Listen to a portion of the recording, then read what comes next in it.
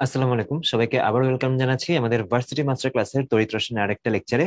এখন আমরা শুরু করতে যাচ্ছি হচ্ছে লেকচার 3। সো লেকচার 3তে আমাদের যে টপিকটা আছে বেসিক্যালি হচ্ছে এখানে আমরা যে চ্যাপ্টারের দুইটা ভাগের কথা বলছিলাম বা ফার্স্ট লেকচারে যে দেখছিলাম সেল হচ্ছে দুই টাইপের হয়। সেকেন্ড ক্যাটাগরির আলোচনায় আমরা কিন্তু ঢুকে গেছি। আমাদের লেকচার 1 আর 2 যেটা ছিল, ফ্যারাডে সূত্রের ম্যাথ দেখছি, তারপর হচ্ছে যে তড়িৎ বিশ্লেষণের সময় কোথায় কি পাওয়া যায়, অ্যানোডে কি পাওয়া যায়, ক্যাথোডে কি পাওয়া যায়, সেটা ছিল তড়িৎ বিশ্লেষণ কোষ, মানে ওই যে যেটা হচ্ছে ইলেকট্রোলাইটিক সেল। আর এখন আমরা দেখতেছি হচ্ছে ইলেকট্রোকেমিক্যাল সেল, বা হচ্ছে যেটাকে আমরা বলি হচ্ছে এই যে তড়িৎ রাসায়নিক কোষ। এটাই কিন্তু হচ্ছে আমাদের ইসিসি, ইলেকট্রোকেমিক্যাল সেল। এন্ড এটার সাথে আসলে লবণ সেতু বা অন্যান্য যে জিনিসগুলা সেটা আমরা দেখবো, ডিটেলসে বোঝার চেষ্টা করব। ওকে, তো চলো ফার্স্টে আমরা শুরু করি। এই লেকচারে কিন্তু কোয়েশ্চেন হচ্ছে যেহেতু একটু কম আসছে, বেসিক্যালি আমরা একটু থিওরিটিক্যাল জিনিসপত্র একটু আলোচনা করব। তার কারণ হচ্ছে এই থিওরি গুলাই আলটিমেটলি ম্যাথ বোঝার ক্ষেত্রে কাজে দেয়। আমরা যে ইনর সেলটা বের করি বা নার্সারি ইকুয়েশন দিয়ে যে ম্যাথগুলো সলভ করি, সলভটা কার জন্য করি? আমরা করি হচ্ছে এই যে আমাদের ইলেকট্রোকেমিক্যাল সেল যে আছে সেটার জন্য। এই জন্য হচ্ছে ফার্স্টে একটু বোঝা দরকার যে এরা আসলে কিভাবে ওয়ার্ক করে। এই থিওরি গুলো আমি যত ভালোভাবে বুঝবো তত হয়তো আমাদের ম্যাথ করার ক্ষেত্রে সুবিধাটা হবে। এই জন্য আর কি এই লেকচারটা একটু থিওরি বেসড। আসো দেখি। তো ফার্স্ট হচ্ছে আমরা একটু কনসেপ্ট দেখি যে আমরা এখানে কি নিয়ে কথা বলতেছি। কেমিক্যাল চেঞ্জ কি করব, আমরা এটাকে ইলেকট্রিসিটিতে কনভার্ট করব, এটা হচ্ছে আমাদের টার্গেট, তাই না? এর আগে যে আলোচনাগুলো ছিল আমাদের, সব ছিল হচ্ছে উল্টাটা। বাইরে থেকে আমি ইলেকট্রিসিটি দিছি এন্ড দেন হচ্ছে এখানে কেমিক্যাল রিয়াকশন হয়েছে। বাট এখন ভাইয়ার টার্গেট কি? টার্গেট হচ্ছে যে এখানে একটা কেমিক্যাল রিয়াকশন হবে, যার কারণে এই যে বাল্বটা জ্বলে উঠবে, হচ্ছে একটা ভোল্ট মিটার থাকবে, অ্যামিটার থাকবে, অর্থাৎ আমি এখানে তড়িতের উপস্থিতিটা টের পাবো। সহজ কথা হচ্ছে এটা। ওকে, এবার আসো ফার্স্ট ওই যে সাইন কনভেনশনের ব্যাপারটা ক্লিয়ার করি। আমি যেমন লেকচার 1-এ ক্লিয়ার করছিলাম যে কেন তড়িৎ বিশ্লেষণ কোষে আমাদের অ্যানোডটা হচ্ছে পজিটিভ, এখানেও ক্লিয়ার করব যে কেন এখানে অ্যানোডটা হচ্ছে নেগেটিভ। যেমন এইটা যে আমাদের ড্যানিয়েলসের, এটার ব্যাপারে তো জানোই, যেখানে কি হচ্ছে আমাদের ফার্স্টে যদি লিখি এই অ্যানোড রিয়াকশন। তো এখানে জিনিসটা কিভাবে ওয়ার্ক করে তোমার দেখতে হবে যে কে বেশি সক্রিয়। আমরা যদি তড়িৎ রাসায়নিক সিরিজের কথা চিন্তা করি, এই যে এখানে একটু লিখি, এই যে লি কে, কানা, ম্যাগাইভার, এলো, যেন, ফিরে, সোনা পাবে, হায়, এই যে কোথাকার, হাজি, এতটুকু লিখলাম আমরা। বেসিক্যালি আমাদের যাদেরকে দরকার তাদেরকে বের করার জন্য। এই যে জিঙ্ক আছে এখানে, আর হচ্ছে কপার আছে এখানে, তার মানে ও হচ্ছে বেশি সক্রিয়। সো যে বেশি সক্রিয় তাকে আমরা কি হিসেবে ব্যবহার করি? অ্যানোড হিসেবে। আর যে কম সক্রিয় তাকে আমরা কি হিসেবে ব্যবহার করি? ক্যাথোড হিসেবে। আর ওই যে এক্সপ্লেনেশন গুলো তো ভাইয়া দিয়ে আসছি প্রথম লেকচারে।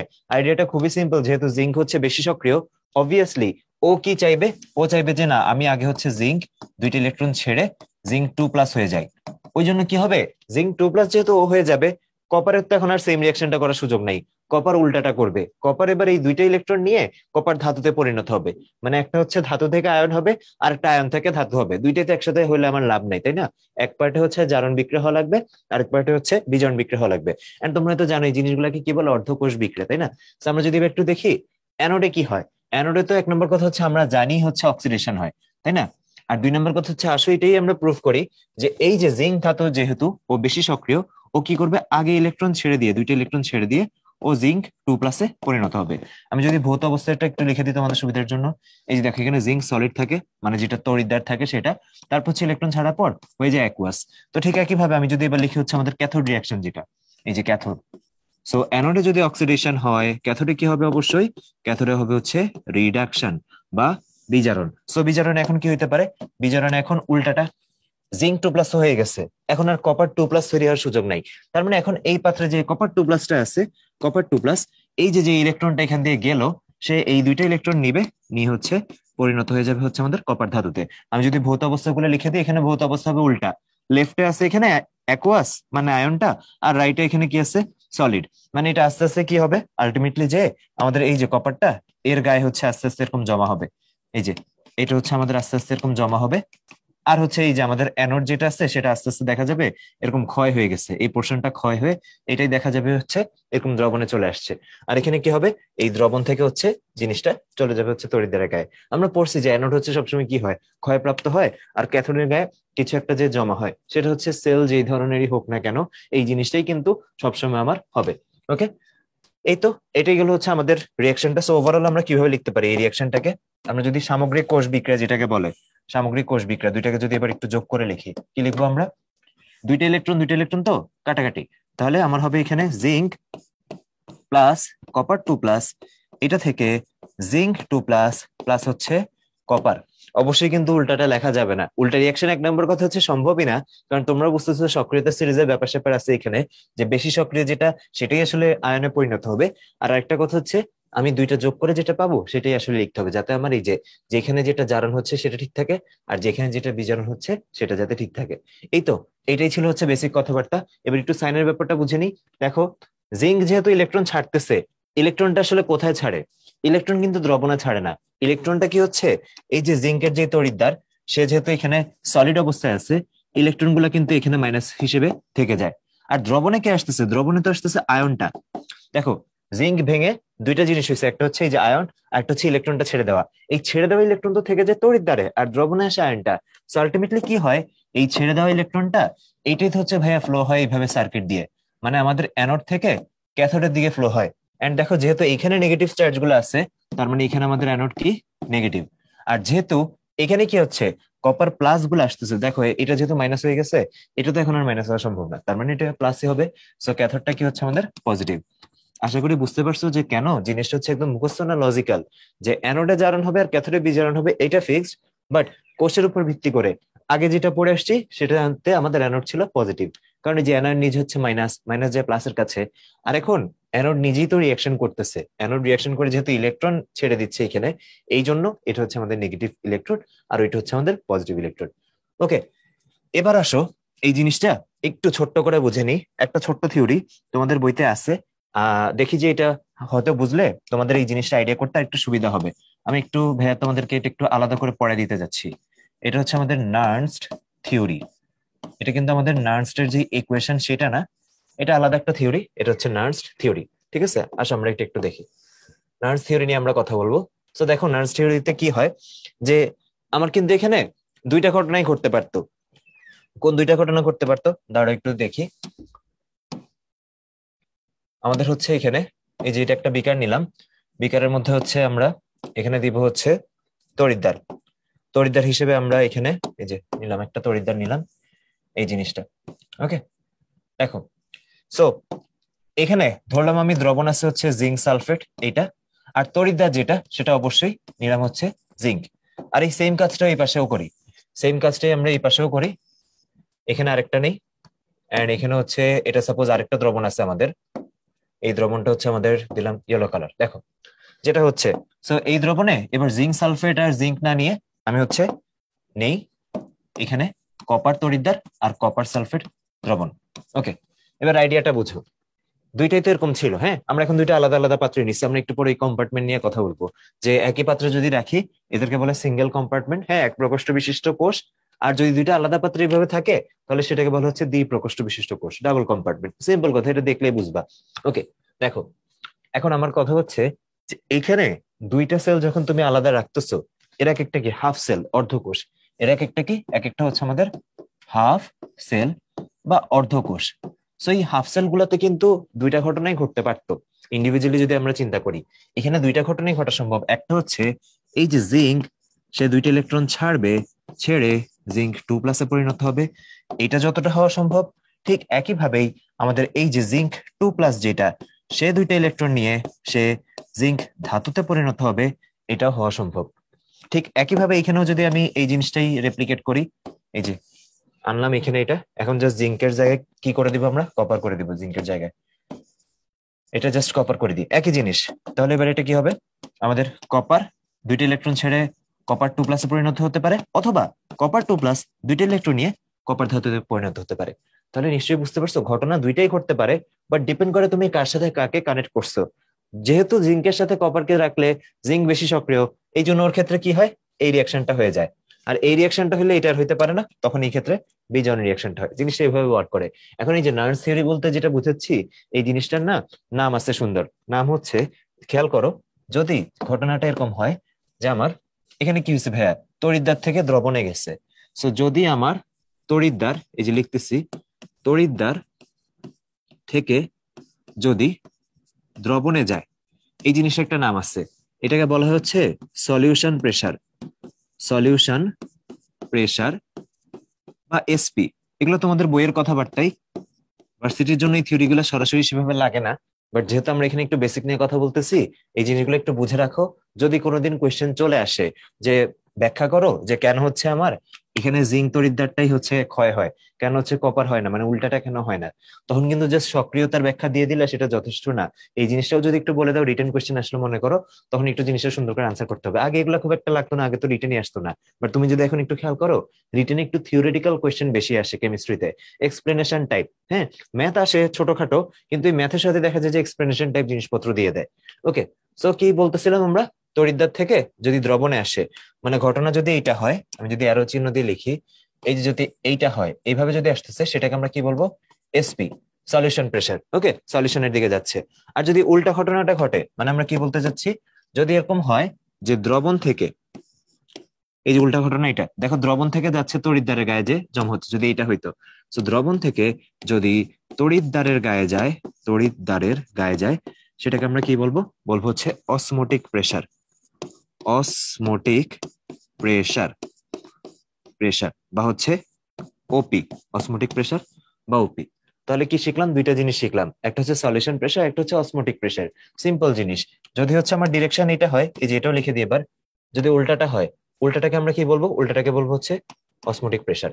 এন্ড দুই কেসের জন্যই তো জিনিসটা সেম। হ্যাঁ, যদি হচ্ছে তড়িৎদ্বার থেকে দ্রবণে আসে, সলিউশন প্রেসার, আর হচ্ছে যদি দ্রবণ থেকে তড়িৎদ্বারে উল্টাটা যায়, তাহলে হচ্ছে অসমোটিক প্রেসার। এখন বুঝতেই পারতেছো জিঙ্কের ক্ষেত্রে কি হয়, যখন তাকে আমরা কানেক্ট করি হচ্ছে কপারের সাথে, যখন তাকে আমরা কপারের সাথে কানেক্ট করি, যখন এইভাবে রাখা হয় হাফ সেল দুইটা, তখন অবশ্যই তুমি ভিডিওটা পজ করে নিজেই চিন্তা করো, ফার্স্ট কেসে কোনটা বেশি, সলিউশন প্রেসার বেশি নাকি অসমোটিক প্রেসার বেশি, তুমি নিজে একটু চিন্তা করো, দেন ভিডিওটা পজ করে এবার একটু প্লে করে দেখো। ওকে, হোপফুলি করছো তুমি। দেখো ফার্স্ট কেসে solution pressure is greater than osmotic pressure. তার মানে এই যে জিঙ্ক তড়িৎদ্বার থেকে যে পরিমাণ আয়ন আসতেছে, সেটার যে প্রেসারটা সেটা গ্রেটার দেন হচ্ছে উল্টা রিয়াকশনটা, মানে দ্রবণ থেকে হচ্ছে তড়িৎদ্বারে যাওয়ার থেকে। সো তার মানে এই কেসে যদি solution pressure greater than osmotic pressure হয়, এই কেসে কি হবে, অবভিয়াসলি উল্টাটা হবে। মানে এখানে হচ্ছে আমাদের হবে osmotic pressure greater than solution pressure. তার মানে এই কেসে হচ্ছে যে দ্রবণ থেকে এই যে এই রিয়াকশনটা হওয়ার টেন্ডেন্সি আমাদের বেশি, দ্রবণ থেকে হচ্ছে তড়িৎদ্বারে যাওয়ার। এই জন্যই তো এই যে অসমোটিক প্রেসার ওপি, দ্রবণ থেকে তড়িৎদ্বার দেখো ওপি বেশি, এই জন্য হচ্ছে এটা এভাবে হয়। ওকে, সো আলটিমেটলি যখন আমরা এটাকে একটা সার্কিট দিয়ে কানেক্ট করি, এই যে যখন এটাকে আমরা একটা সার্কিট দিয়ে কানেক্ট করি, সাপোজ বাল্ব দিয়ে দিলাম একটা, তখন এইভাবে হচ্ছে যে ইলেকট্রিসিটির ফ্লোটা সেটা হয়, এই যে এখান দিয়ে আমার যায় হচ্ছে ইলেকট্রন, এন্ড এখান দিয়ে ইলেকট্রন যাওয়া মানে উল্টা ডিরেকশনে আসে হচ্ছে আমার তড়িৎটা। ওকে, বুঝা গেছে। আর এই যে এই পার্থক্য যে হয় এদের সারফেসের মধ্যে, যে পার্থক্যটা হয়, এই পার্থক্যের কারণে কিন্তু আলটিমেটলি আমাদের যে ভোল্টেজ ডিফারেন্স সেটা তৈরি হয়। এই ভোল্টেজ ডিফারেন্সটা যে তৈরি হয়, এই পার্থক্যের কারণেই তো হয়, নাহলে কোত্থেকে ভোল্টেজ ডিফারেন্স হবে বলো। জানোই তো যে ভোল্টেজ ডিফারেন্স বা বিভব পার্থক্যের জন্য কিছু একটা পার্থক্য থাকা লাগে। এখানে বেসিক্যালি এই পার্থক্যটাই হয় যে একদিকে হচ্ছে আয়নে পরিণত হওয়ার প্রবণতা, আর একদিকে হচ্ছে ধাতুতে পরিণত হওয়ার প্রবণতা, উল্টাটা আর কি। এই যে ডিফারেন্সটা, দুই রকম প্রেসারের ডিফারেন্স, এই জন্য আমরা যে ভোল্টেজটা বা ওই যে কোষের যেটাকে আমরা বলি আর কি ইএমএফ, ইএমএফ কিন্তু এখান থেকেই আসে। ইএমএফটা এখান থেকে আসে। আমরা তো পরের লেকচারে দেখবো যে ইএমএফটা ক্যালকুলেট কিভাবে করে, ওই যে ইলেকট্রোমোটিভ ফোর্স বা তড়িৎচালক বল, বা যেটা আমরা এই যে ই সেল যেটা বের করি, ই সেল যেটা বের করি, এখান থেকে কিন্তু আমরা সেটা বের করি। ওকে, আচ্ছা, তো এটা গেল আমাদের নার্সারি থিওরি। এবার সেই সেলগুলাকে নিয়ে আরেকটু ডিপলি বোঝার ট্রাই করি, যে এখানে আলটিমেটলি আমাদের এই সেলগুলার মানে ইভলিউশন কিভাবে হয়েছে, বা আমরা তো কিছু জিনিস পড়বো হচ্ছে লবণ সেতু। দেখো লবণ সেতু মুখস্থ রাখা লাগে যে পরীক্ষায় আসে, যে কোনটা হচ্ছে তোমার লবণ সেতুতে লবণ হিসেবে ব্যবহার করা হয়। কিন্তু এই জিনিসটাই মুখস্থ করার আগে তুমি একটু জেনে নাও যে লবণ সেতুর দরকারটা হলো কেন, সেটা একটু আমরা এখন দেখবো। ওকে, আসো তাহলে আমরা দেখি। এখানে আমরা হচ্ছে যেটা পড়বো, বিভিন্ন টাইপের আমরা ইলেকট্রোলাইটিক সেল, ইলেকট্রোকেমিক্যাল সেল পড়বো আর কি। Electro electrochemical cell, electrochemical cell. আমরা হচ্ছে ডিফারেন্ট টাইপের ইলেকট্রোকেমিক্যাল সেল নিয়ে একটু ডিসকাস করি, আসো।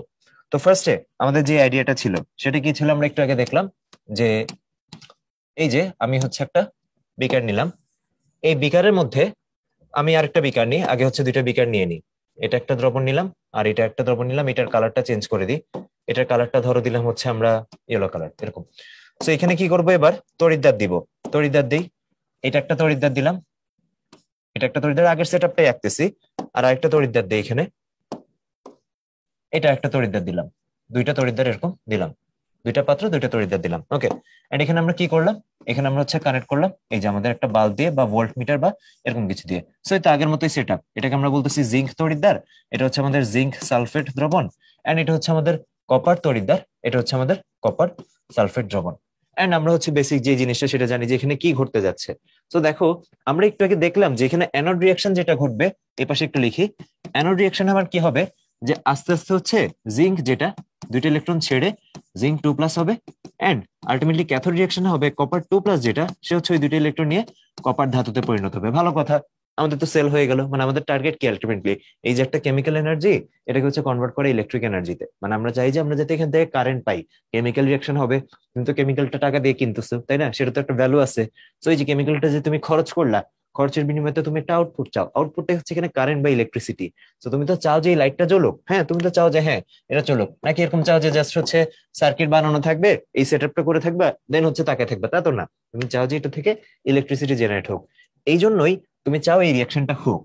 এই রিয়াকশনটা হবে সবই ঠিকঠাক, যেহেতু এখানে আমরা দেখলাম যে ভোল্টেজ ডিফারেন্স তৈরি হয় কিভাবে, ওই যে প্রেসারের ডিফারেন্সের কারণে। আচ্ছা, এখন এখানে একটা সমস্যা হয় সময়ের সাথে সাথে। সময়ের সাথে সাথে যেটা আমরা দেখতে পারতেছি যে এই যে দেখো অ্যানোডে আস্তে আস্তে জিঙ্ক 2+ যেটা আছে না, সেটার যে ঘনত্ব বা ঘনমাত্রা সেটা কিন্তু আস্তে আস্তে কি হচ্ছে অ্যানোডে এই পাশে লেফট সাইডে বাড়তেছে। কারণ কি, আস্তে আস্তে এই যেটা ক্ষয় হচ্ছে, এটা ক্ষয় হচ্ছে, ধর এরকম ক্ষয় হবে ক্ষয় হবে, ক্ষয় হতে হতে হতে জিঙ্ক 2+ এর যে ঘনমাত্রা সেটা হচ্ছে অনেকটা বেড়ে যাবে। ঠিক একইভাবে আমাদের উল্টাটা যেটা ক্যাথোডে যেটা হবে, বুঝতে পারতেছো ক্যাথোডে কি হবে, ক্যাথোডে কিন্তু কপার 2+ আমাদের চলে যাচ্ছে ক্যাথোড থেকে। এই যে দেখো ক্যাথোডে কপার 2+ যেটা ছিল না, সেটা আস্তে আস্তে এই যে উল্টা ডিরেকশন, এটা ডিরেকশন দেখছো কই দিছি, দাঁড়াও ডিরেকশনটা প্রপারলি দিয়ে, এই যে উল্টা ডিরেকশন, ওইটা দিছি দ্রবণে আসতেছে, আর এটা দিছি দ্রবণ থেকে চলে যাচ্ছে। তো তুমি চিন্তা করো ছিল কপার আর সালফেট, যদি হচ্ছে কপার আয়ন গুলা চলে যায়, তাহলে এবার এখানে অ্যাপারেন্টলি কি মনে হবে, সালফেট আয়নটা বেড়ে গেছে। বুঝতে পারছো? তো একটা সময় কি হবে, এই যে সেলটা ও কিন্তু একটা সময় ডেড হয়ে যাবে, যেটা যে কোনো সেলই হবে। বাট দেখা যায় কি দুইটা পাত্র এইভাবে আলাদা রাখলে, যেটাকে আমরা বলতেছি, এটাকে একটা বলতেছি আমরা ডাবল কম্পার্টমেন্ট সেল, বা ওই যে যেটা বললাম না দ্বি প্রকোষ্ঠ বিশিষ্ট কোষ, ডাবল কম্পার্টমেন্ট সেল এটা। সো ডাবল কম্পার্টমেন্ট সেলে কি হচ্ছে আলটিমেটলি, খেয়াল করছো সমস্যাটা কি, দুইটা পাত্রে রাখছিলাম ঠিকঠাক, যেই পাত্রে যেই দ্রবণ তারই ধাতু। এন্ড এই জন্য হচ্ছে আমাদের এই যে নার্স থিওরি অনুযায়ী দুইটা প্রেসার ডিফারেন্সের কারণে একটা ভোল্টেজ ডিফারেন্স আমি পাচ্ছিলাম। এন্ড এই কারণে হচ্ছে ইলেকট্রিসিটি ফ্লো হচ্ছিল, সবই ঠিকঠাক ছিল। বাট সময়ের সাথে সাথে যেটা হয় যে এক পাশে অনেক বেশি প্লাস আয়ন জমে যায়, আরেক পাশে অনেক বেশি নেগেটিভ আয়ন জমে যায়। তো এই কারণে কি হয়, এই যে এই পাত্রে যখন নতুন করে আবার প্লাস আসতে চায়, মানে তড়িৎদ্বার যখন আরো ক্ষয় হতে চায়, তখন সেটা বাধা দেয়। হ্যাঁ, ওই যে অলরেডি যেহেতু প্লাস আয়ন গুলো আছে, সে আরো বেশি প্লাস আয়ন আসতে বাধা দেয়। ঠিক একইভাবে এখানেও মাইনাস আয়নের যে সংখ্যাটা সেটা হচ্ছে কিন্তু বেড়ে যায়। তো এখান থেকে যে কপার চলে যাচ্ছে সেটা তো একটা বাধা তৈরি হয়। এই জন্য আলটিমেটলি কি হবে, আমরা যে ভোল্টেজ চাচ্ছিলাম বা যত সময় ধরে চাচ্ছিলাম, সেটা কিন্তু সময়ের সাথে সাথে ভোল্টেজটা কমতে থাকবে। প্রপার যে ভোল্টেজটা মেনটেন হওয়া দরকার ছিল সেটা হবে না। তো তারপর হচ্ছে একটা সলিউশনে আসলো, আচ্ছা আমার তাহলে এরকম কিছু একটা করা উচিত যে যাতে এক পাশে প্লাস আরেক পাশে হচ্ছে বেশি মাইনাস এরকম না হয়ে যায়, রেদার হচ্ছে দুইটার মধ্যে একটা ব্যালেন্স থাকে। সেই ব্যালেন্স করার জন্য যেটা করা হয়েছে এবার, এবার আইডিয়াটা হচ্ছে এরকম যে বড় একটা পাত্র নিয়ে আমি সিঙ্গেল চেম্বার আর কি, এবার এরকম আইডিয়া নিয়ে আসা হচ্ছে সিঙ্গেল চেম্বার। এন্ড সিঙ্গেল চেম্বারের মধ্যে এখানে আমি আরেকটা পাত্র নিব, আরেকটা পাত্র নিব এটা। এন্ড এই পাত্রটা আছে না, এটা হচ্ছে আমার একটু ফুটা ফুটা ফুটা ফুটা এরকম থাকবে এক পাশে, আরেকটা পাত্র এরকম নিব। এন্ড এখানে হচ্ছে এই যে তড়িৎদ্বার নিই, সাপোজ একটা হচ্ছে এটা নিলাম তড়িৎদ্বার, আর আরেকটা তড়িৎদ্বার নিই, দুইটা তড়িৎদ্বার নিলাম। এন্ড এটার কালার চেঞ্জ করে দিই, এই যে দুইটা দুই তড়িৎদ্বার নিলাম। আইডিয়াটা আবারও আগের মতো, এই যে এখানে হচ্ছে আমাদের দ্রবণটা আছে, দ্রবণটা আছে এখানে। এন্ড এই দ্রবণটা হচ্ছে আমাদের জিঙ্ক সালফেটের দ্রবণ, এটা তড়িৎদ্বার হচ্ছে এটা জিঙ্কের তড়িৎদ্বার, এটা কপারের তড়িৎদ্বার, এন্ড এটা হচ্ছে কপার সালফেট। এন্ড এটা খুব ভালো মতো বুঝে যায়, কারণ কপার সালফেটের একটা কালার আছে তোমরা কিন্তু জানো, ওই যে ব্লু ভিট্রিয়াল, ওর কালারটা কিন্তু একটু ব্লুইশ টাইপ। আর জিঙ্ক সালফেটের কিন্তু কোনো কালার নাই, এটা হচ্ছে তোমার একটা ট্রান্সপারেন্ট কালার। এই জন্য কিন্তু বিক্রিয়া যত হয় চোখে দেখে আসলে বোঝা যায় যে একদিকের কালার যে আস্তে আস্তে চলে যাচ্ছে এরকম, যেহেতু এটার একটা ব্লু কালার আছে। হ্যাঁ, ওকে। তো দেখো এই যে ডট ডট যে দিলাম, তোমরা হয়তো 9-10 এর বইতে পড়ছো, একটা একটা কথাটা এইভাবে লেখা ছিল যে গ্লেজ না দেওয়া কাদামাটির পাত্র, গ্লেজ না দেওয়া কাদামাটির পাত্র। এখন কাদামাটির পাত্র যেটা হয়, যখন মাটির কিছু বানানো হয় তখন তার মধ্যে ছোট ছোট ছোট ছোট ছিদ্র থাকে, পোরাস থাকে। হ্যাঁ, এটাকে একটা পোরাস মেমব্রেন বলে, পোরাস মানে ছিদ্র, ছিদ্রযুক্ত মেমব্রেন। সো এই যে এই ছিদ্রগুলা যে থাকে, আমি যদি গ্লেজ দেই, গ্লেজ দিয়ে কি হয়, এই ছিদ্রগুলা বন্ধ করে দেওয়া হয়। হ্যাঁ, তো যেটা আমরা প্র্যাকটিক্যাল লাইফে তাই চাই, বাট এখানে যেহেতু আমি সেলটাই এরকম চাচ্ছি যে এদের মাঝখানে কিছু ফোটা ফোটা থাকুক, কেন থাকুক এটা একটু পরেই দেখবা। বাট প্রথম আইডিয়া কি, আইডিয়াটা হচ্ছে এবার দুইটা আলাদা পাত্র না রেখে একটা বড় পাত্র নিই, এন্ড সেই পাত্রের মধ্যে আরেকটা পাত্রের দ্রবণ এভাবে রাখি, বাট সেটা একটু দুইটার মধ্যে কানেকশন করে দেওয়ার জন্য একটু ফোটা ফোটা থাকুক। আর সেটা হচ্ছে আমাদের গ্লেজ না দেওয়া কাদামাটির পাত্র। সো গ্লেজ না দিলে ফোঁটাগুলা থাকবে। আচ্ছা ঠিক আছে, বুঝলাম। তাহলে এবার হচ্ছে যে এই জিনিসটার একটা নাম আছে, এটাকেই বলা হয় হচ্ছে আমাদের semi permeable membrane. Semi permeable membrane, এটা তোমরা বায়োলজিতে পড়ছো, বা হচ্ছে অর্ধভেদ্য ঝিল্লি বা বৈষম্যভেদ্য ঝিল্লি। এই যে সেমি পারমিয়েবল, পারমিয়েবল মানে ওই যে পারমিশন থেকে আসছে, আর সেমি মানে হচ্ছে হাফ বা অর্ধেক। সো অর্ধভেদ্য ঝিল্লি, আর মেমব্রেন তো ঝিল্লি জানোই, বায়োলজিতে পড়ছো যে এই টাইপের ঝিল্লি আছে। তো দেখো এখানে আইডিয়া যেটা হচ্ছে যে এই ঝিল্লিটার ছিদ্রগুলো যেহেতু অনেক ছোট ছোট, এখানে সব ধরনের আয়ন পাস হতে পারবে না। যেহেতু হচ্ছে আমার এখানে ছিদ্রগুলো ছোট ছোট, এখানে দেখা যাবে যে ছোট আয়ন যেটা সেটা পাস হতে পারবে। তো আমার টার্গেট যেটা হচ্ছে, এই যে সমস্যাটা কি হচ্ছিল, এইদিকে তাকাও, এইদিকে হচ্ছে আমার জিঙ্ক 2+ অনেক বেশি বেড়ে যাচ্ছিল, এই যে প্লাস যেটা সেটা বেড়ে যাচ্ছিল, আমি প্লাস দিয়ে লিখি জাস্ট, প্লাস যেটা সেটা হচ্ছে এদিকে বেড়ে যাচ্ছিল, আর এদিকে হচ্ছে মাইনাস যেটা আছে সেটা হচ্ছে বেড়ে যাচ্ছিল। তো আমাদের হচ্ছে এই দুইটার একটু ব্যালেন্স করা দরকার ছিল। ওই ব্যালেন্স করার জন্য আলটিমেটলি কি হয়, যে এখানে এই যে ছিদ্রগুলা দিয়ে এই আয়নগুলো হচ্ছে এরকম পাস হতে পারে, এই ছিদ্রগুলা দিয়ে আয়নগুলা পাস হতে পারে। তো দেখো কি বললাম, যে ফার্স্ট হচ্ছে প্লাস মাইনাসের একটা ডিফারেন্স তৈরি হয়ে যাচ্ছিল আলাদা পাত্রে রাখার কারণে। এবার এক পাত্রে নিয়ে আসলাম, এক পাত্রে নিয়ে আসার কারণে আলটিমেটলি এখন আয়নগুলা পাস হতে পারতেছে। সো এই স্কোপটারাই যে এক পাত্রে সব প্লাস, আরেক পাত্রে হচ্ছে সব মাইনাস এরকম থাকবে, এক্সচেঞ্জ হয়ে যাওয়ার কারণে এখন ওই ব্যালেন্সটা হওয়া সম্ভব হচ্ছে। সো এটাকে আমরা কি বলতেছি, সেমি পারমিয়েবল মেমব্রেন বা বৈষম্যভেদ্য ঝিল্লি। ওকে, আচ্ছা। সো এবার যদি হচ্ছে আমি এই যে কানেক্ট করি এটাকে, এবারও যদি এই জিনিসটাকে আমি বাল্ব দিয়ে কানেক্ট করি, জিনিস তো আগের মতোই, রিয়াকশন আবার আগের মতোই হবে, ঠিক আছে, সবই ঠিকঠাক। বাট এবার না এখানে ছোট্ট একটা ঝামেলা হয়। মানে আমরা তো হচ্ছে একটু হলেও সলভ করতে পারছি যে প্লাস একদিকে বেশি হয়ে যাচ্ছিল, আরেকদিকে মাইনাস বেশি হয়ে যাচ্ছিল, বাট এই প্রবলেমটা সলভ, এই যে প্রবলেমটা ইস্যুটা হচ্ছিল, এটা এখন সলভ। কারণ কি, এখন হচ্ছে আয়নটা এক্সচেঞ্জ হতে পারতেছে, এই যে এখানে লিখে দিই, exchange of ion, exchange of ions. কার কারণে এটা সম্ভব হয়েছে, এটা হচ্ছে আমাদের সেমি পারমিয়েবল মেমব্রেনের জন্য সম্ভব হয়েছে। ওকে, কোয়েশ্চেন আসতে পারে এমসিকিউতে, যেটা কোন ধরনের মেমব্রেন ইউজ করা হয়, এটা বৈষম্য ভেদ্য হইতে পারে, বা হচ্ছে পূর্ণ ভেদ্য হইতে পারে, বা অভেদ্য হইতে পারে, অপশন এরকম থাকতে পারে আর কি। ওকে, আচ্ছা। তো এবার আসো, এবার হচ্ছে এই যে এইখানে যেটা হচ্ছে, যে যখন আয়নগুলো এক্সচেঞ্জ করে তখন না হালকা একটু জ্যামের মতো লেগে যায়, একদিক থেকে কিছু প্লাস কিছু মাইনাস এরকম যেহেতু যাওয়া আসা করতে চায়, এই জ্যামের মতো লেগে দেখা যায় যে এই এক পাশে হচ্ছে এরকম প্লাস আয়ন জমে যায়, আরেক পাশে হচ্ছে এরকম মাইনাস আয়ন জমে যায়। মানে ঠিক যে আমার ঝিল্লিটা আছে না, হ্যাঁ, এই ছিদ্রগুলার দুই পাশে দুই সাইডে জ্যাম লেগে যায়, যেহেতু এক দিক থেকে এই আয়নগুলো পাস করতেছে, আরেক দিক থেকে এই আয়নগুলো পাস করতেছে। তো তাদের মধ্যে হচ্ছে কলিশন হয়, আলটিমেটলি জ্যাম লেগে যায়। তো জ্যাম লাগলে সমস্যা কি আমাদের একটু দেখো, এখানে যে জ্যাম লাগছে, লাগলে আসলে সমস্যা কি সেটা একটু বুঝি। এই জিনিসটা তো আমাদের জন্য একটু নতুন, এই যে এই ছবিটা আঁকলাম, আর এখানে কি দিলাম, এক পাশে হচ্ছে এরকম plus plus plus plus plus, আরেক পাশে হচ্ছে এরকম minus minus minus minus minus. তো দেখো, এক পাশে প্লাস আরেক পাশে মাইনাস, এইখানেও না যখনই এরকম কোনো সেট আপ থাকবে, তখন এখানেও একটা ভোল্টেজ তৈরি হবে, এখানেও একটা ভোল্টেজ তৈরি হবে, রাইট? তো মনে হতে পারে আচ্ছা এখানে যে ভোল্টেজটা তৈরি হচ্ছে, এটা তো তৈরি হওয়া ভালো, তাই না? ভোল্টেজ তৈরি হতে আমরা তো তাই চাচ্ছি, আমরা তো সেলটা বানাইছি এই জন্য। কিন্তু আমি কিন্তু দ্রবণের ভিতরে ভোল্টেজ চাই না, আমি দ্রবণের বাইরে ভোল্টেজ চাই, যাতে আমার লাইটটা জ্বলতে পারে। এই যে দ্রবণের ভিতরে যে একটা ভোল্টেজ তৈরি হয়ে গেল, এটা কোথায় হয়েছে দেখো, দ্রবণে কি ছিল, দুইটা লিকুইড ছিল, দুইটা লিকুইডে একটা সংযোগ দিছি আমরা, এই সংযোগ স্থলে হয়েছে না, এই জন্য নামটাও এরকম, তরল সংযোগ বিভব বা লিকুইড জাংশন পটেনশিয়াল। আরেকবার দেখো, একটা ঝিল্লি, ঝিল্লির এক পাশে প্লাস আরেক পাশে মাইনাস, এই প্লাস মাইনাস হয়ে যাওয়ার কারণে একটা ভোল্টেজ তৈরি হচ্ছে ভিতরে, আনওয়ান্টেড, যেটা আমরা চাই না, আমরা চাই যে ভোল্টেজটা বাইরে তৈরি হোক। এই যে ভিতরে একটা ভোল্টেজ তৈরি হয়ে যাচ্ছে, এইটা এই পাশে একটা তরল আছে, এই পাশে একটা তরল আছে, দুইটা তরলের সংযোগ স্থলে হচ্ছে, এই জন্য নাম তরল সংযোগ বিভব বা লিকুইড জাংশন পটেনশিয়াল। এই তো সিম্পল। তো এটা হচ্ছে আমাদের লিকুইড জাংশন পটেনশিয়াল, এটা সংক্ষেপে নাম হচ্ছে LJP, লিকুইড লিকুইড জাংশন। মানে আমরা ভালো করতে চাচ্ছিলাম, ভালো একটু করতেও পারছি, বাট এখন আবার নতুন সমস্যা উদ্ভূত হয়ে গেছে, যেটা হচ্ছে আমাদের এই লিকুইড জাংশন পটেনশিয়ালটা, এটা একটা নিউ প্রবলেম। ওকে, তো দেখো, এই লিকুইড জাংশন পটেনশিয়াল থাকলে অ্যাকচুয়ালি যেটা হয়, যে আমার হচ্ছে টোটাল যে ভোল্টেজটা, ধরো এই টোটাল যেটা, ভি টোটালটা হয় হচ্ছে আমার এই দুইটার সমন্বয়, ভি অ্যাকচুয়ালটা মানে বাস্তবে যেটা হওয়ার কথা বা ভি রিয়েল, আর হচ্ছে ভি এলজেপি। তো বুঝো ব্যাপারটা যে আমার টার্গেট হচ্ছে ভি টোটালটা যত বেশি পাই ততই তো আমি চাই যে হ্যাঁ বাইরে যাতে আমি একটা বেস্ট ভোল্টেজ পাই। সো বাইরে বেস্ট ভোল্টেজ আমি ধরলাম হচ্ছে এটা 1 ভোল্ট, 1.0 ভোল্ট।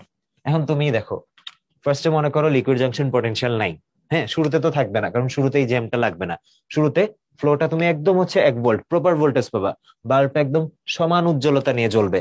এরপর আস্তে আস্তে কি হবে, এই যে এইখানে মনে করো হঠাৎ করে এলজেপি তৈরি হলো 0.1, এই যে জ্যাম লাগা শুরু হয়েছে তাই। এলজেপি 0.1 হইলে বুঝতে পারতেছো রিয়েলটা কত হয়ে গেছে আসলে 0.9। মানে পুরো যে ভোল্টেজটা তুমি পাওয়ার কথা বাইরে পাচ্ছ না, 0.1 কম পাচ্ছ। এবার কি হবে, বাল্বের উজ্জ্বলতা একটু কমে যাবে। ভোল্টেজ ড্রপ করছে যেহেতু, আমাদের বাসা হয় না যখন একটু ভোল্টেজ ওঠানামা করে তখন হচ্ছে লাইট কি হয়, আস্তে আস্তে লাইট একটু আস্তে জ্বলে, বা হচ্ছে আমাদের ফ্যানটা একটু আস্তে ঘুরে, তাই না, উজ্জ্বল কমে যায় লাইটের। এখানে ওই জিনিসটা হবে, ভোল্টেজ ড্রপ করছে। তো আস্তে আস্তে কি হবে, সাপোজ এটা এবার হয়ে গেল 0.2, আরো জ্যাম লাগা শুরু হয়েছে, আরো লিকুইড জাংশন পটেনশিয়াল তৈরি হয়েছে। তার মানে এটা কি হয়ে যাবে 0.8। এবার একটু ধরলাম আরেকটু এক্সট্রিম কেস, ধরো এটা 0.5 হয়ে গেল, এটা হয়ে গেল 0.5।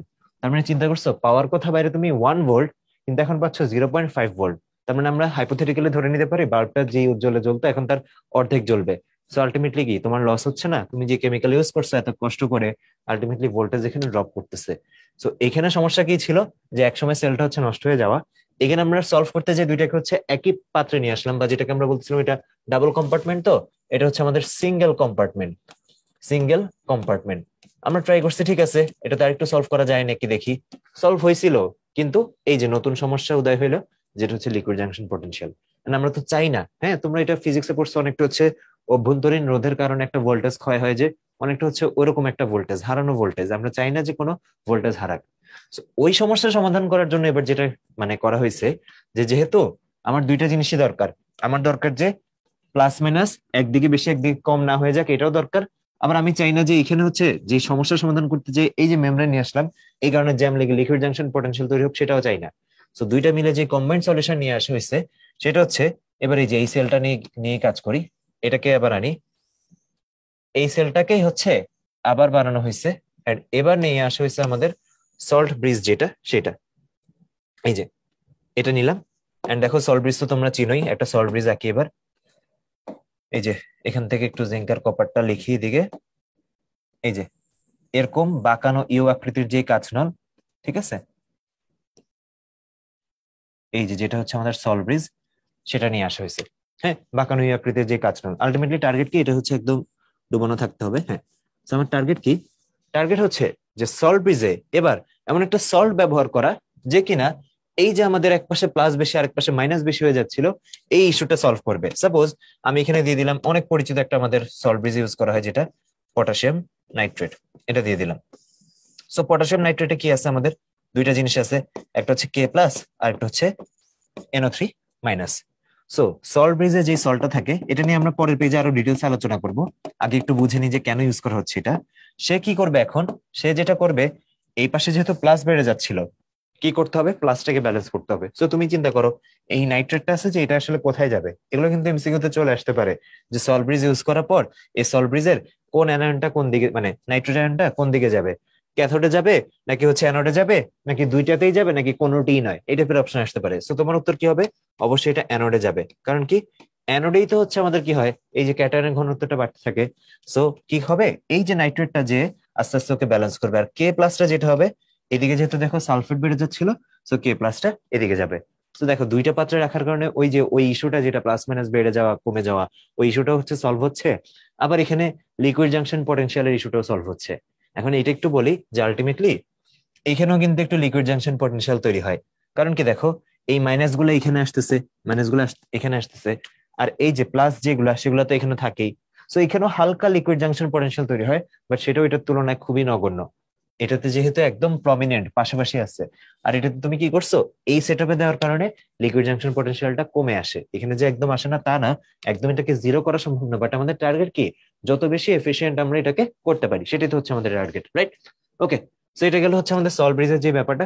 এবার আসে একটু সল্ট ব্রিজের ব্যাপারে আর একটু ডিটেলসে দেখি আমরা। আমরা এখন দেখবো হচ্ছে সল্ট ব্রিজ। সল্ট ব্রিজ ওকে, সো সল্ট ব্রিজে আমরা যেটা দেখলাম, এবার একটু এই ছবিটাই বড় করে আঁকি, বাট এবার আমাদের ফোকাস থাকবে আর কি সল্ট ব্রিজকে আমরা এবার ফোকাস করবো। এই যে এটা একটা পাত্র নিলাম, এই পাত্রের মধ্যে হচ্ছে আমার এটা একটা তড়িৎদ্বার থাকবে, এটা একটা তড়িৎদ্বার থাকবে নিলাম। এন্ড এই সেম জিনিসটাই আমরা হচ্ছে দ্রবণ দিয়ে দিই, আগে দ্রবণ দিয়ে দিই, দেন হচ্ছে এটাকে আমরা রেপ্লিকেট করি। এটা হচ্ছে আরেকটা পাত্র, এন্ড আরেকটা পাত্রে হয়তো আমাদের আরেকটা কোনো দ্রবণ আছে, আরেকটা তড়িৎদ্বার আরেকটা দ্রবণ। দেন তাদেরকে আমরা কানেক্ট করলাম হচ্ছে এই যে ব্যাটারি দিয়ে। হ্যাঁ, এবার এবার আসো আমরা এখানে নিয়ে আসি হচ্ছে আমাদের যে সল্ট ব্রিজটা সেটা। তো এই যে এবার সল্ট ব্রিজটাকে একটু বড় করে আঁকতেছি আর কি। এই যে এরকম সল্ট ব্রিজ, এখানে হচ্ছে আমাদের সল্টটা থাকবে, রাইট? এই যে এবার সল্ট ব্রিজ হচ্ছে আমাদের মেইন ফোকাস। সো এখানে দিয়ে দিলাম হচ্ছে আমরা কাকে দিব, একটু আগে যাকে দিচ্ছি তাকেই দিই, KNO3। ঠিক আছে, KNO3 এরকম দিয়ে দিলাম। ওকে, দেখো এখানে খেয়াল করছো পাত্র দুইটার মধ্যে এবার আমি এখানে কিন্তু হালকা একটু তুলা দিয়ে দিতে হয়, তুলা দিয়ে দিতে হয়। ডাবল টাইপের কানেকশন দিলাম, একটা হচ্ছে বাইরে যে সার্কিট দিয়ে কানেকশন দিছি না, হ্যাঁ, এগুলোর নামগুলা লিখে দিই, মানে কোন সময় কি চলে আসতে পারে বা ছবি দিয়ে দিতে পারে বলা যায় না, কারণ এখন রিটেন কোয়েশ্চেন হয়। তো রিটেন কোয়েশ্চেন দেওয়ার কারণে আগে যে টাইপের কোয়েশ্চেন দিত, এখন কোয়েশ্চেন আসার পসিবিলিটি আরো বেড়ে গেছে। দেখো দুইটা জিনিস, একটা হচ্ছে এই যে লবণ সেতু দিয়ে কানেকশন, একটা হচ্ছে ডিরেক্ট সার্কিট দিয়ে কানেকশন। সার্কিট দিয়ে কানেকশন তো দেওয়াই লাগবে। সো উপরেরটাকে বলা হচ্ছে ডিরেক্ট বা প্রত্যক্ষ সংযোগ, প্রত্যক্ষ সংযোগ। আর লবণ সেতু দিয়ে যে কানেকশনটা দিচ্ছি সেটাকে বলা হচ্ছে ইনডিরেক্ট বা হচ্ছে পরোক্ষ সংযোগ। ঠিক আছে, দুইটা জিনিস, একটা হচ্ছে প্রত্যক্ষ আর একটা হচ্ছে পরোক্ষ। এন্ড ওইটার জন্য কিন্তু ওই যে কোষ সঙ্গে তো পার্থক্য চলে আসে, তোমাদের হয়তো খেয়াল আছে নাকি দেখো, বাট সামনে তো দেখাবোই। ডিরেক্ট কানেকশনে দুইটা সেলকে যখন আমরা রিপ্রেজেন্ট করি, মাঝখানে একটা দাগ দেওয়া হয়, আর ইনডিরেক্ট কানেকশনে মাঝখানে হচ্ছে দুইটা দাগ দেওয়া হয়। ঠিক আছে, এই পার্থক্যটা আর কি থাকে। ওকে, দেখো লবণ সেতুতে যে লবণগুলো ব্যবহার করা হয় সেগুলো হচ্ছে কমন লবণগুলা লিখি এই যে MCQর জন্য। Very very important, important for MCQ। KCl use করা হয়, তারপর হচ্ছে KNO3 ইউজ করা হয়। হ্যাঁ, আমি মোটামুটি কয়েকটা লিখে দিচ্ছি যেগুলো মোস্ট কমন। এই যে তারপর হচ্ছে আমাদের অ্যামোনিয়াম নাইট্রেট ইউজ করা হয়। হ্যাঁ, এই তিনটা হচ্ছে most common. Sodium sulphate use করা হয়। ঠিক আছে, আচ্ছা। সো লবণ সেতুতে যে জিনিসটা হয়, যে দেখো এখানে আমাদের কি বলতেছিলাম, আবার ওই আইডিয়াটা একটু লিখে নিই। প্লাস এখানে বেড়ে যাচ্ছিল, আর এই পাত্রে হচ্ছে মাইনাসটা বেড়ে যাচ্ছিল। তো আমার টার্গেট কি, এই পাশে হচ্ছে আমার কে আসবে, এই পাশে আসবে নাইট্রেটটা এই প্লাসকে ব্যালেন্স করার জন্য, আর এই পাশে আসবে হচ্ছে আমাদের পটাশিয়ামটা, এই যে মাইনাস যেটা ছিল সালফেট, এই সালফেটকে ব্যালেন্স করার জন্য। ওকে, সো এই যে লবণ সেতুতে যে লবণগুলা ব্যবহার করতেছেন, এটা আসলে কিভাবে করা হয় সেটা একটু বলি। এই লবণগুলোর না পেস্টের মতো বানানো হয়, এই লবণগুলোর পেস্টের মতো বানানো হয়। সাপোজ তুমি একটা সিলেক্ট করছো, KCl ইউজ করবা। সো KCl নিয়ে ওর সাথে যেটা করা হয়, যে KCl এর সাথে ওই যে সামুদ্রিক শৈবাল থেকে পাওয়া যায় একটা জিনিস, নামটা সুন্দর, বইয়ে পড়ে থাকছে হয়তো, এগার এগার, এগার এগারটা আছে না, এটার সাথে এটা মিক্স করা হয়। সো মিক্স করার পর যেটা হয়, এই যে লবণটা আছে না, সেটা একটু পেস্টের মতো বা জেলির মতো থকথকে হয়ে যায়। নাহলে আলটিমেটলি কি হবে, তুমি তো এদেরকে ব্যবহার করতেছো হচ্ছে অ্যাকোয়াস ফর্মে। সো তুমি যখন ইউ আকৃতির বাঁকানো কাঁচ নলে এটা যখন উল্টাবা, তখন তো লবণটা পড়ে যাবে, যদি একদম পিওর লিকুইড হয়। এই জন্য পিওর লিকুইড না, আবার দেখো পিওর সলিড, সলিডও তো হওয়া যাবে না। সলিড হলে কি হবে, আয়ন গুলো কিভাবে চলাচল করবে? সো তোমার কি দরকার, দুইটা জিনিসের দরকার। একটা হচ্ছে মোবিলিটি দরকার, এই টার্মটা এক্সপ্লেন করবো একটু পরে, খুবই ইম্পর্টেন্ট। এই যে মোবিলিটি, মোবিলিটি দরকার। এটাও দরকার, মোবিলিটি মানে কি, গতিশীলতা, মানে হচ্ছে আয়নগুলো পাস করবে ইজিলি, এই প্লাস মাইনাস যে যেখানে যাওয়া দরকার সেটা যাবে। মোবিলিটি দরকার, আবার এটাও দরকার যে না, যখন উল্টাবা তখন যাতে তারা পড়ে না যায়। এই জন্য হচ্ছে এগার এগার ইউজ করা হয়, এই সামুদ্রিক শৈবাল থেকে পাওয়া যায়। এটা দিয়ে জিনিসটা ওই যে পেস্টের মতো বা জেলের মতো হয়ে যায়, তো তখন হচ্ছে আয়নগুলো ফ্লো করতে পারে, আবার হচ্ছে পড়েও যায় না, দুইটা জিনিস আর কি মেনটেন হয়। ওকে, সো এতে করে যেটা হয় দেখো, এই যে এবার এই লবণের ব্যাপারটা আসি, এখানে কেন আমরা এই লবণগুলাই সিলেক্ট করলাম, পার্টিকুলারলি এই লবণগুলাই কেন ইউজ করা হয় সেটা একটু খেয়াল করো। তার কারণ হচ্ছে এই যে ওয়ার্ডটা যে লিখে রাখছি, মোবিলিটি। এমন লবণ চুজ করা হয় যার আয়নগুলো না মোবাইল। এটা কিন্তু ওই যে ফোন যেটা, ওই মোবাইল না, মোবাইল বলতে হচ্ছে গতিশীল। তার মানে হচ্ছে আমি রাখলাম, বাট আয়নগুলো ভালো গতিশীল না। ওকে রাখছি কোন পারপাসে, যাতে K+এর দিকে যায়, NO3- এর দিকে যায়, এই পারপাসে। বাট ও যদি সেটা না করতে পারে তাহলে তো হবে না। আবার এখানে একটা ব্যাপার আছে, এই মোবিলিটি আছে না, এই K+এর আর NO3, এই মোবিলিটি যাতে অলমোস্ট সেম হয়, অলমোস্ট যাতে এটা সেম হয়। মানে এমন হইলে হবে না, নাইট্রেট এখানে প্রচুর পরিমাণে আসতেছে, কিন্তু K+ আস্তে আস্তে দুই একটা আসতেছে, তখন তো ঝামেলা আবার একই রকম হবে, মাইনাসটা এদিকে বেড়ে যাবে, আর K+ যেহেতু আসতেছে না, এদিকে মাইনাসটা সেই পরিমাণে কমতে পারবে না, বুঝছো না, ব্যালেন্স আবার নষ্ট হয়ে যাবে। এই জন্যই কি হবে আমাদের, যে এই যে এদের মোবিলিটি, এটা যাতে সমান হয়, মোবিলিটি ক্যাটায়ন লিখে দিই কমনটার জন্য, cation and anion mobility almost equal, mobility of cation and anion almost equal, যাতে প্রায় সমান হয় এইটা। আর আরেকটা জিনিস যেটা হচ্ছে যে এরা না পাত্রে যে সলিউশনটা আছে, হ্যাঁ, সেটার সাথে এরা হইতে হবে নন রিঅ্যাক্টিভ, নন রিঅ্যাক্টিভ মানে যাতে এরকম না হয় যে আয়নকে পাঠাইছো প্লাস মাইনাস ব্যালেন্স করার জন্য, বাট ও কি করলো, রিয়াকশন করে এমন কিছু একটা তৈরি করলো যে এখন আর ওই যে বাইরে যে ব্যাটারি যে তৈরি করছে এত কষ্ট করে যে পারপাস, সেটাই সার্ভ হইলো না। এই জন্য সাধারণত নন রিঅ্যাক্টিভ ক্যাটায়ন অ্যানায়ন ইউজ করা হয়। যেমন এখানে একটা ইন্টারেস্টিং কথা তোমাদেরকে বলি, এটা একটু জেনে রাখতে পারো। সাপোজ আমি হচ্ছে আমাদের এই পাত্র নিলাম, এই পাত্রে আমার একটা সিলভার প্লাসের দ্রবণ আছে, বুঝছো? এই জায়গাটা ইন্টারেস্টিং, মনোযোগ দিয়ে একটু দেখো। এগুলাই হচ্ছে এমসিকিউতে ঢাকা ইউনিভার্সিটিতে যে টাইপের ভালো ভালো কোয়েশ্চেন করে ইদানিং মাঝে মাঝে চলে আসতে পারে। ওকে, দেখো এটা হচ্ছে আমাদের একটা পাত্র যেটায় সিলভার একটা দ্রবণ আছে। এই যে নন রিঅ্যাক্টিভের ব্যাপারটা এবার প্রুফ সহ একটু দিব যে এটা হলে সমস্যা কি হয়। সিলভারের একটা পাত্র আছে, হ্যাঁ, সিলভারের দ্রবণ আছে। সো এখানে এবার আমরা যেটা ইউজ করলাম লবণ সেতু, লবণ সেতুতে এই পার্টটা রাখলাম না, ধরে ইউজ করলাম হচ্ছে কেসিএল। সো কেসিএল ইউজ করা মানে কি, এবার এখানে কি আসবে, সিএল মাইনাসটা আসবে। ধরো এই পাশে প্লাস বেড়ে যাচ্ছিল, সো কি আসবে, সিএল মাইনাস। এবার সমস্যা আছে, সমস্যা হচ্ছে এই যে আমাদের এখানে সিলভার প্লাস, সে যদি সিএল মাইনাসের সাথে রিয়াকশন করে সে কিন্তু হয়ে যায় সিলভার ক্লোরাইড, সলিড হয়ে যায় এটা, আর এটা কিন্তু অদক্ষেপ পড়ে যায়। সো অদক্ষেপ পড়ে গেলে আলটিমেটলি কি হলো, বিক্রিয়া হয়ে গেল না? আর বিক্রিয়া হলো তো ঝামেলা, যে তুমি তো চাও যে এখানে সিলভার ক্লোরাইড নন রিঅ্যাক্টিভ থাকুক, মানে সিলভার এই ক্লোরিনের সাথে নন রিঅ্যাক্টিভ থাকুক, বাট ওরা তো রিয়াকশন করে। এই জন্য যখন সিলভারের দ্রবণ ইউজ করা হয় তখন লবণ সেতুর যে কোনো লবণ ইউজ করবা, বাট কেসিএলটা ইউজ করবা না। কারণ কেসিএল এই যে এটা সিলভার ক্লোরাইড তৈরি করে ফেলবে, যেটা কিনা অদক্ষেপ পড়ে বা সলিড হয়ে যায়। এখানে যদি তুমি নাইট্রেট ইউজ করতা, সিলভার নাইট্রেট, কিন্তু এই যে এটা অদক্ষিপ্ত হয় না। তো এটা একটু খেয়াল রাখতে হবে, এই জিনিসগুলো হচ্ছে সূক্ষ্ম সূক্ষ্ম ইনফরমেশন, তো চলে আসতে পারে যদি দেয়। আর যেটা বললাম এখানেও হালকা পরিমাণ লিকুইড জাংশন পটেনশিয়াল হয়, বাট আমি একটু লিখে দিই নগণ্য, নগণ্য L J P, liquid junction potential. যার কারণে হচ্ছে আমার আহামরি কোনো ডিফারেন্স হয় না, যেমন হচ্ছে যে সেলটাই হচ্ছে এবার মানে ওই যে একটু আগে যা করতে হয়েছে আর কি, যে অনেক বেশি ভোল্টেজ হারাই গেছে, এখন কিন্তু ভোল্টেজের ডিফারেন্সটা অত বেশি হয় না, এই যে সূক্ষ্ম সূক্ষ্ম এই ব্যাপারগুলাই। সেই তো আমরা হচ্ছে গত কয়েকটা স্লাইড ধরে এই ক্লাসের শুরু থেকে আমরা বেশ কিছু থিওরিটিক্যাল জিনিসপত্র আলোচনা করলাম, যেগুলো অ্যাকচুয়ালি মানে আমাদের কনসেপ্ট বোঝার জন্য খুবই জরুরি। কারণ যেটা বললাম যে তড়িৎ রসায়ন থেকে অনেক কঠিন কোয়েশ্চেন কিন্তু মানে আসার মতো খুব একটা নাই, বাট এই কনসেপ্ট থেকে আটকানোর সুযোগ অনেক আছে। তো তুমি যদি এতক্ষণ এই কথাবার্তাগুলো ভালো মতো শুনে থাকো, এতটুকু শিওর থাকো তোমার সামনের যেই জার্নিটা মানে হচ্ছে লেকচার 3 এর বাকি পার্টটা বা লেকচার 4, ওই অনেক কথাবার্তা তুমি অনেক ইজিলি বুঝতে পারবা বা রিলেট করতে পারবা, মুখস্থ করতে হবে না। ওকে, আসো তাহলে আমরা সামনের দিকে যাই। দেখো এতক্ষণ যে কথাবার্তাগুলো বলছি ওগুলো একটু এবার দেখবো। ই নট সেল আমরা দেখবো এটা পরের লেকচারে আমাদের। এটা যদি পজিটিভ হয়, এটা তোমরা জানো কোষ বিক্রিয়া তখন স্বতঃস্ফূর্ত ভাবে হয়, মানে এটা হচ্ছে সেল রিয়াকশনটা হবে। আর যদি এটা নেগেটিভ হয়, কোষ বিক্রিয়া স্বতঃস্ফূর্ত ভাবে ঘটে না, মানে সহজ কথা সেল রিয়াকশন হবে না। আর যদি রিয়াকশন না হয় তাহলে ব্যাটারি বানাইতে লাভ নেই, বুঝছো? আমরা ব্যাটারিটা বানাচ্ছি কি জন্য, বা এই সেট আপ এত কষ্ট করে করতেছি কি জন্য, এত এত গবেষণা এত এত কাজ কেন করতেছি? কারণ আমাদের টার্গেট হচ্ছে যাতে আমি একটা পজিটিভ ভোল্টেজ পাই, আর ওই ভোল্টেজ দিয়ে আমি কি কোনো একটা ইলেকট্রিক ওয়ার্ক করতে পারি, কোনো একটা লাইট জ্বালাতে পারি, ফ্যান চালাতে পারি, বা হোয়াট এভার। সহজ কথা যদি বলি, আমরা মডার্ন টাইমে যেটা করি, আমাদের মোবাইল চালাই, হ্যাঁ, লিথিয়াম আয়ন ব্যাটারি। সেটআপটাই তো এরকম, যাতে এটা একটা পজিটিভ ভোল্টেজ দেয়, আর ওই পজিটিভ ভোল্টেজ দিয়ে তুমি তোমার মোবাইলটা ইউজ করতে পারতেছো। বা ধরো এই যে আমার হাতে যে রিমোটটা এখন আছে, এই রিমোটের মধ্যে যে ব্যাটারি আছে, হ্যাঁ, সেই এই রিমোটের মধ্যে আছে ড্রাই সেল। সো এটার মধ্যেও কিন্তু জিনিসটা একইভাবে ওয়ার্ক করতেছে, শুষ্ক কোষ যেটা, সেটা আমাদের যে কোনো রিমোটের ব্যাটারি। সো আলটিমেটলি টার্গেট কি, আমি যাতে এখানে একটা পজিটিভ ভোল্টেজ পাই। আর আরেকটা ইন্টারেস্টিং ব্যাপার বলি, যে তুমি মাঝে মাঝে হচ্ছে এই সেলের মধ্যে দেখবে যে এরকম লেখা থাকে, সাপোজ এই যে 1.1, এই যে প্লাস মাইনাস হচ্ছে 0.1 ভোল্ট, এরকম লেখা থাকে। মানে 100% কিন্তু গ্যারান্টি দিতে পারে না যে না 1.1 বলে বিক্রি করতেছি। যেমন এই যে জিঙ্ক আর কপারের যেটা ভোল্টেজ আছে 1.10, এন্ড এটা হচ্ছে 100% তা পাবো তা না। এই যে এলজিপির কারণেই কিন্তু এই যে ভোল্টেজটা সেটা হচ্ছে হারায় যেতে পারে, ঠিক আছে? ওকে, আসো।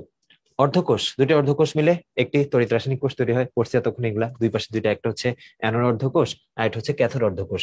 সো অ্যানোড অর্ধকোষে জারণ ঘটবে, আর ক্যাথোডের যে পোর্শনটা সেটাতে বিজারণ ঘটবে, এগুলো আমরা দেখে ফেলছি। এবার দেখো এখানে সংজ্ঞাগুলো একটু দেওয়া আছে, পড়ে রাখতে পারো। যেহেতু রিটার্ন আসে, রিটার্নে চলে আসতে পারে কোয়েশ্চেন ব্যাংক দেখলে তোমরা বুঝতে পারার কথা, যে ভার্সিটির যে রিটার্ন গুলা এগুলো একটু বেশি বই থেকে একদম ডিরেক্ট কোয়েশ্চেন মাঝে মাঝে একটু চলে আসে। একটি তড়িৎ কোষে দুটি তড়িৎ বিশ্লেষ্য দ্রবণ যদি পরস্পরের সংস্পর্শে থাকে, ওই যে লিকুইড জাংশন পটেনশিয়াল, তাহলে তাদের সংযোগস্থলে এক ধরনের বিভব তৈরি হয়, রাইট? একে তরল সংযোগ বিভব বলে। তরল সংযোগ বিভবের কারণে কোষের তড়িৎচালক বল হ্রাস পায়। এই যে হ্রাস পায় না, 1 ভোল্ট পাওয়ার কথা, পাইছো তার থেকে কম, কারণ তরল সংযোগ বিভব কিছুটা খেয়ে ফেলছে, হারিয়ে গেছে। তাই কোষের সঠিক বিভব নির্ণয় করতে হলে তরল সংযোগ বিভবকে দূর করতে হয়। এটা 0.1 হোক 0.2 হোক, আমাদের টার্গেট কি এটাকে দূর করা। আর এরপরে কি আছে আমাদের, সাধারণত কোষের দুটো তড়িৎদ্বার ও তড়িৎ বিশ্লেষ্য দ্রবণকে দুটি ভিন্ন পাত্র নিয়ে, ওই যে দুটো ভিন্ন পাত্র নিছি, পাত্রের দ্রবণকে পরোক্ষভাবে, এই যে কথাটা খুবই ইম্পর্টেন্ট, এটা কিন্তু ইনডিরেক্ট কানেকশন, পরোক্ষভাবে সংযোগ করে দিলে তরল সংযোগ বিভব এই যে দেখছো ন্যূনতম মানে হ্রাস পায়। আমরা কিন্তু একবার এতক্ষণ কথা বলার সময় ক্লেম করি নেই যে তরল সংযোগ বিভব 0 হয়ে গেছে। এখানে আর কি অনেক বেশি আসতেছিল আগের সেটআপটায়, এই সেটআপটায় বেশি আসতেছিল, আমরা ট্রাই করছি এই সেটআপটা দিয়ে এই তরল সংযোগ বিভবটা কমানোর। ওকে, তারপর কি আছে, অ্যামোনিয়াম নাইট্রেট, KCl, KNO3 সম্পৃক্ত দ্রবণপূর্ণ একটি বাঁকানো নলকে, ওই যে বাঁকানো ইউ আকৃতির নল আর কি, পরোক্ষ সংযোগ করা হয় এই যন্ত্র সংযোগকে, যেটা বলা হয় সল্ট ব্রিজ। ওকে, আশা করি ওভারঅল বুঝতে পারছো যে সল্ট ব্রিজ জিনিসটা কি। এই জিনিসটা এখানে মানে জাস্ট ডেফিনেশন দেওয়া আছে, তো আমি এতক্ষণ ধরে এই যে খালি পেজে এই জিনিসগুলো আর কি এক্সপ্লেন করার ট্রাই করছি, কারণ এগুলো হচ্ছে থিওরিটিক্যাল টপিক, তো আমাদের হচ্ছে বোর্ড পরীক্ষার টাইমে একটু কমই পড়া থাকে, এই জন্য এখন আইডিয়া নিয়ে রাখলে ভালো। এই যে লবণ সেতুতে দেখো এক্সট্রা এখানে যোগ হয়েছে সোডিয়াম সালফেট, এই জিনিসগুলা তো আমরা কি দেখছি, এটাতে হচ্ছে এলজেপিটা বেশি ছিল, এটাতে এলজেপিটা বেশি ছিল, আর এটাতে এই যে এই সেটআপটা দেওয়ার পর আমাদের এলজেপি যেটা, সেটা হচ্ছে সিগনিফিকেন্ট অ্যামাউন্টে কমে আসছে, যেটা আমাদের জন্য ভালো হয়েছে। ওকে, তাহলে আসো এবার আমরা সামনের দিকে যাই। কোয়েশ্চেন আছে কি, কোনটি লবণ সেতুতে তড়িৎ বিশ্লেষ্য রূপে ব্যবহৃত হয়? লবণ সেতুতে তড়িৎ বিশ্লেষ্য, ওকে, লবণ সেতুতে কোনটা অ্যাকচুয়ালি ব্যবহার করা হয় সেটা জানতে চাইছে আর কি। আমাদের এখানে ব্যবহার করা হচ্ছে KCl আছে, অ্যামোনিয়াম ক্লোরাইড আছে, আর হচ্ছে সোডিয়াম নাইট্রেট আছে। আর এখানে হচ্ছে KCl আছে, KNO3 আছে, আর অ্যামোনিয়াম ক্লোরাইড আছে। তার মানে বেশি অ্যাকুরেট হচ্ছে আমাদের কারেক্ট আনসার প্রথমটা, KCl আছে এটাতে, KNO3 আছে, NaNO3 কিন্তু হবে না। দেখো এই যে অ্যামোনিয়াম নাইট্রেট হয়, KCl হয়, KNO3 হয়, আর এখানে অ্যামোনিয়াম ক্লোরাইড হয়। ওকে, মানে এই যে এই ক্যাটায়ন আয়ন গুলো নিয়ে সব রকমের কম্বিনেশন আর কি করা পসিবল। তড়িৎ রাসায়নিক কোষের সল্ট ব্রিজে কোন লবণের সম্পৃক্ত জলীয় দ্রবণটা হচ্ছে উৎকৃষ্ট? এই যে এখানে একটু কথা আছে, দেখো ইউজ তোমার এখানে দুইটাই করা যায়, KNO3 সল্ট ব্রিজে ইউজ করা যায়, আর হচ্ছে KCl ইউজ করা যায়, বাট বেস্ট হচ্ছে আমাদের KCl। বেস্ট হচ্ছে কিসের ভিত্তিতে এই বেস্টটা বলতেছি, ওই যে মোবিলিটির ভিত্তিতে, মানে এই যে আমরা যে বললাম যে ক্যাটায়ন আর অ্যানায়ন তারা যাতে হচ্ছে মোটামুটি সমান গতিতে পাস হয়, ওইটার ভিত্তিতে আর কি KCl। আবার দেখলাম যখন ওই যে সিলভারের তড়িৎ বিশ্লেষ্য দ্রবণ থাকবে তখন KCl ইউজ করা যাবে না, কারণ সে সিলভার ক্লোরাইড করে ফেলবে। এরকম ব্যাপারগুলো ছোটখাটো জিনিস। ওকে, লবণ সেতুতে তড়িৎ বিশ্লেষ্য রূপে ব্যবহার হয় কোনগুলো? সেখানে কে কে আছে, প্রথমটা আমাদের হবে না কারণ ক্যালসিয়াম ক্লোরাইড আছে এখানে। ওকে, দ্বিতীয়টা এই সি হবে না কারণ এখানে সোডিয়াম কার্বনেট আছে। তারপর হচ্ছে এখানে আমাদের আনসার কি, বি হবে, তাই না? এই যে দেখো এখানে ডি হবে না, কারণ এটা আমি মার্ক করে দিই, এটা এর জন্য হবে না, এটা এর জন্য হবে না, এটা এর জন্য হবে না, বাট বি তে সবাই ঠিকঠাক আছে, KCl, KNO3 আর হচ্ছে সোডিয়াম সালফেট। তার মানে দেখো এই যে রিসেন্ট ইয়ারে আসা কোয়েশ্চেন, এগুলো কিন্তু অহরহ এরকম আসে। এতক্ষণ অনেক কথাবার্তায় ভাইয়া বলছি তোমাকে, বাট আলটিমেটলি MCকিউ তে জাস্ট এটাই জানতে চাই যে লবণ সেতুতে কোনটা ইউজ করা যায় বা যায় না। ওকে, এবার আসো কোষ বিক্রিয়া আর কোষ সংকেত লেখার নিয়মটা আমরা একটু দেখে নিই, ঠিক আছে? মেইন জিনিস যেটা, যেমন এখানে হচ্ছে আমাদের জিঙ্ক, আর এটা মাইনাস হবে, জিঙ্ক থেকে দুইটা ইলেকট্রন ছাড়লে zinc two plus, copper two plus থেকে কপার। ওকে, যে সেটআপটা আমরা একটু আগে দেখছি সেটার ভিত্তিতে আমরা একটু লেখার চেষ্টা করি কোষ বিক্রিয়ার কোষ সংকেত কিভাবে লিখে। দেখো কোষ সংকেত লেখার জন্য ফার্স্ট যে নিয়ম সেটা হচ্ছে আগে অ্যানোড লিখতে হয়, আগে অ্যানোড লিখতে হয়, তারপর হচ্ছে ক্যাথোড লিখতে হয়। এন্ড এদের মাঝখানে ওই কথাটাই বলতেছিলাম, একটা দাগ দেওয়া হয় যদি হচ্ছে সল্ট ব্রিজ না থাকে, আর দুইটা দাগ দেওয়া হয় যদি হচ্ছে সল্ট ব্রিজ থাকে। মোস্ট অফ দ্য কেসেসে আসলে সল্ট ব্রিজ থাকে, কারণ ওইভাবেই তো সেলটা হচ্ছে এফিসিয়েন্ট ওয়েতে বানানো যায়। যেমন এখানে আমাদের সল্ট ব্রিজ যেহেতু আছে, দেখো KCl ইউজ করছে সল্ট ব্রিজে, এখানে কিন্তু আমরা দুইটা দাগে দিব। ওকে, এবার আসো যে অংশে যা হয় না সেই অংশে তাই লিখতে হবে, তুমি অন্যটা লিখলে হবে না। যেমন খেয়াল করো এই পাত্রকে আমরা কি বলতেছি, এটাকে এই যে এটাকে বলতেছি আমরা অ্যানোড হাফ সেল, আর এটাকে ক্যাথোড হাফ সেল। তার মানে এখানে হচ্ছে জারণ হবে, আর এখানে হচ্ছে কি হবে, বিজারণ হবে। সো যেখানে যা হচ্ছে তোমাকে তাই লিখতে হবে। তুমি একটু খেয়াল করো এই পাত্রে জিঙ্ক থেকে আলটিমেটলি তৈরি হচ্ছিল জিঙ্ক টু প্লাস, এই যে আমরা দেখলাম না, বড় করে লিখে আমি, জিঙ্ক দুইটা ইলেকট্রন ছেড়ে জিঙ্ক টু প্লাস হচ্ছে। সো এটাকে আমরা এইভাবে রিপ্রেজেন্ট করতে পারি, জিঙ্ক একটা স্ল্যাশ দিয়ে জিঙ্ক টু প্লাস। বুঝতে পারছি? দেখো উল্টাটা লিখলে কিন্তু হবে না, এই যে স্ল্যাশ বা এই বাঁকানো দাগটা যে দিচ্ছি কনফিউজড হয় না কখনো কখনো? এটা এরকম সোজা দাগ দিয়েও থাকতে পারে কোশ্চেনে, এই যে জিঙ্ক একটা সোজা সোজা দাগ দিয়ে জিঙ্ক 2+, এভাবে লেখা যায়। দাগটা সোজাও হতে পারে, বাঁকাও হতে পারে, এক এক জায়গায় এক এক ভাবে লেখা হয়। সো এখানে আমরা দুইটাই কারেক্ট ধরে নিচ্ছি। যেটা বললাম, এই জিনিসটা আবার এক্সচেঞ্জ করে দেওয়া যাবে না। কারণ কি, অ্যানোড অর্ধকোষে কি হচ্ছে, জারণ হচ্ছে, ইলেকট্রনের ছাড়ন মানে জারণ, রাইট?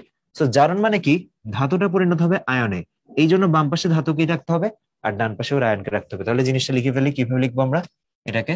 এই যে এখানে হচ্ছে জিঙ্ক, জিঙ্ক থেকে জিঙ্ক 2+, এটা, রাইট? তাহলে এই পাশে কি হবে আমাদের? এই পাশে দেখো একটা জিনিস কি, কমন সেন্স, তুমি যেহেতু এটা লিখছো এইভাবে, এবার কিন্তু রাইট সাইডে কখনোই সেম জিনিসটা হবে না। রাইট সাইডে তুমি কি জানো ভাই? রাইট সাইডে জানো যে এটা কি একটা বিজারণ হবে। বিজারণ হবে এজ ইন কি, কপার 2+ আয়নটা আছে, এই আয়ন থেকে এবারও কিসে পরিণত হবে, কপার ধাতুতে পরিণত হবে। তাহলে একটা কি, ধাতু থেকে আয়ন, আর একটা আয়ন থেকে ধাতু। দেখো এটাও প্রমাণ দেখা দিই, এখানে রিয়াকশন কি হচ্ছে আলটিমেটলি, এই যে কপার 2+, সে দুইটা ইলেকট্রন নিয়ে পরিণত হচ্ছে কপার ধাতুতে। সো ভাইয়া কি বলছি, এই যে দাগটা থাকবে, এই দাগটা যে থাকবে, সাপোজ এটা লিখলাম এ, এটা লিখলাম বি, এই দাগটা মিন করে এ হতে বি উৎপন্ন বা তৈরি, এ হতে বি পাইছি, বি হতে এ না কিন্তু। এই জন্য বামে ডানে কাকে লিখতেছে সেটা হচ্ছে ইম্পর্টেন্ট। এই যে দেখো কপার 2+ থেকে কপার, তাই আমরা লিখছি কপার 2+ থেকে কপার। ওকে, আচ্ছা এবার আসো, চাইলে এদেরকে সল্ট হিসেবেও লেখা যায়, আয়ন হিসেবে না লিখে এই যে জিঙ্কের, যেহেতু এটা সলিড, ভৌত অবস্থা দিলাম, তারপরে জিঙ্ক 2+ না দিয়ে এবার জিঙ্ক সালফেটে দিলাম, অ্যাকোয়াস দিলাম, যেহেতু এটা একটা দ্রবণে আছে, রাইট? তারপরে এখানে এই যে লবণ সেতু দিলাম, তারপর হচ্ছে বাকি পোর্শনটা লিখি। এবার বাকি পোর্শনে কে, কপার সালফেট লিখলাম। দেখছো এবার উল্টা, এই যে এবার কিন্তু উল্টা, কপার সালফেটের এখানে অ্যাকোয়াস দিলাম, যেহেতু এটা দ্রবণ, এন্ড অ্যাকোয়াস থেকে কি তৈরি হয়, কপার ধাতু তৈরি হয়, সলিড, এটা লিখলাম। আচ্ছা এবার আসো, কখনো কখনো কোয়েশ্চেনে একটা ঘনমাত্রা দেওয়া থাকতে পারে। যেমন নর্মালি আমরা যখন প্রমাণ অবস্থায় ডিসকাস করি স্ট্যান্ডার্ড, তখন এদের ঘনমাত্রা 1 মোলার ধরে নেওয়া হয়। স্ট্যান্ডার্ড অবস্থায় ঘনমাত্রা 1 মোলার, দেখবো আমরা নেক্সট লেকচারে এটা। বাট যদি সেটা না হয়, তখন সেটা ব্র্যাকেটে এরকম প্রকাশ করা যায়, 0.1 মোলার, ঘনমাত্রা যারটা তার নিচে। তারপর এটা ধরো 0.01 মোলার, যার ঘনমাত্রা তার নিচে, তখন হচ্ছে এভাবে লেখা যায়। তো তাহলে আইডিয়াটা কি? আইডিয়াটা হচ্ছে আমাদের আগে থাকবে অ্যানোড, পরে থাকবে ক্যাথোড।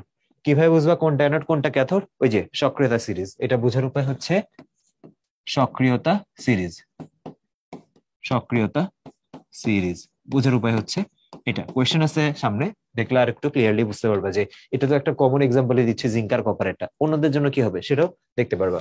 ওকে, সো অ্যানোডে কি হয়, অক্সিডেশন, ক্যাথোডে কি হয়, রিডাকশন। আর অক্সিডেশন বা জারণ মানে কি, ধাতু হবে আয়নে, ধাতু হবে আয়নে, আর ক্যাথোডে কি হবে, আয়নটা হবে ধাতুতে, আয়নটা হবে ধাতুতে, ভাইস ভার্সা, একটা একটা উল্টাটা, খুবই স্বাভাবিক। ওকে, এন্ড চাইলে আয়ন হিসেবে না লিখে দ্রবণ হিসেবে লেখা যায়। আর দ্রবণ হিসেবে লিখলে যদি এর কোনো ঘনমাত্রা থাকে, যদি না থাকে, কনস্ট্যান্ট থাকে, তখন না লিখলেও হয়। বাট যদি থাকে, কোয়েশ্চেনে মেনশন থাকে, তখন এটাকে এভাবে লেখা যায়। ওকে, আচ্ছা সো এটা তো দেখলাম মোস্ট কমন কোষ যারা, মানে আমি একটা হচ্ছে পাত্রে দ্রবণ নিলাম, দ্রবণের মধ্যে একটা সলিড তড়িৎদ্বার নিলাম, তাদের ক্ষেত্রে কি হয়। বাট কিছু কিছু কেসে যেটা হয়, আরো ডিফারেন্ট টাইপের অর্ধকোষ কিন্তু আছে, তাদের ক্ষেত্রে কিন্তু নিয়মটা হচ্ছে একটু ডিফারেন্ট টাইপের। আমরা যদি এবার একটু সেগুলা দেখি সামনের দিকে, তাহলে বুঝতে পারবা যে আসলে ডিফারেন্ট গুলা কি হয়। ওকে, আসো এবার একটু কোয়েশ্চেন দেখে ফেলি। যেমন এই কোষটাই দেখো না, এখানে অলরেডি ডিফারেন্ট একটা চলেই আসছে। এই যে এই পোর্শনটা দেখছো, এটা দেখতে একটু অন্যরকম না? দেখো ফার্স্টে প্লাটিনাম দিচ্ছে, এরপর ক্লোরিন গ্যাস দিছে, এরপর ক্লোরাইড দিচ্ছে, আবার এদিকে কি দিছে দেখো, ফেরাস দিছে, ফেরিক দিছে, আবার প্লাটিনাম দিছে। মানে একটু আগে আমরা যেমনটা দেখছি, এখন কিন্তু এই সেলটা সেই অবস্থায় নাই। মানে একটু আগে আমরা যে টাইপের দেখছি যে একটা সলিড, একটা হচ্ছে অ্যাকুয়াস, এখন দেখো একটা গ্যাস আর একটা অ্যাকুয়াস, আর এখানে দুইটাই অ্যাকুয়াস। তাহলে এখানে ঘটনাটা কি ঘটলো, দুইটাই যখন অ্যাকুয়াস থাকে, এটাকে বলা হচ্ছে জারণ অর্ধকোষ। আর যদি এরকম একটা গ্যাস থাকে, এটাকে কি বলা হয়, বলা হচ্ছে আমার গ্যাস অর্ধকোষ।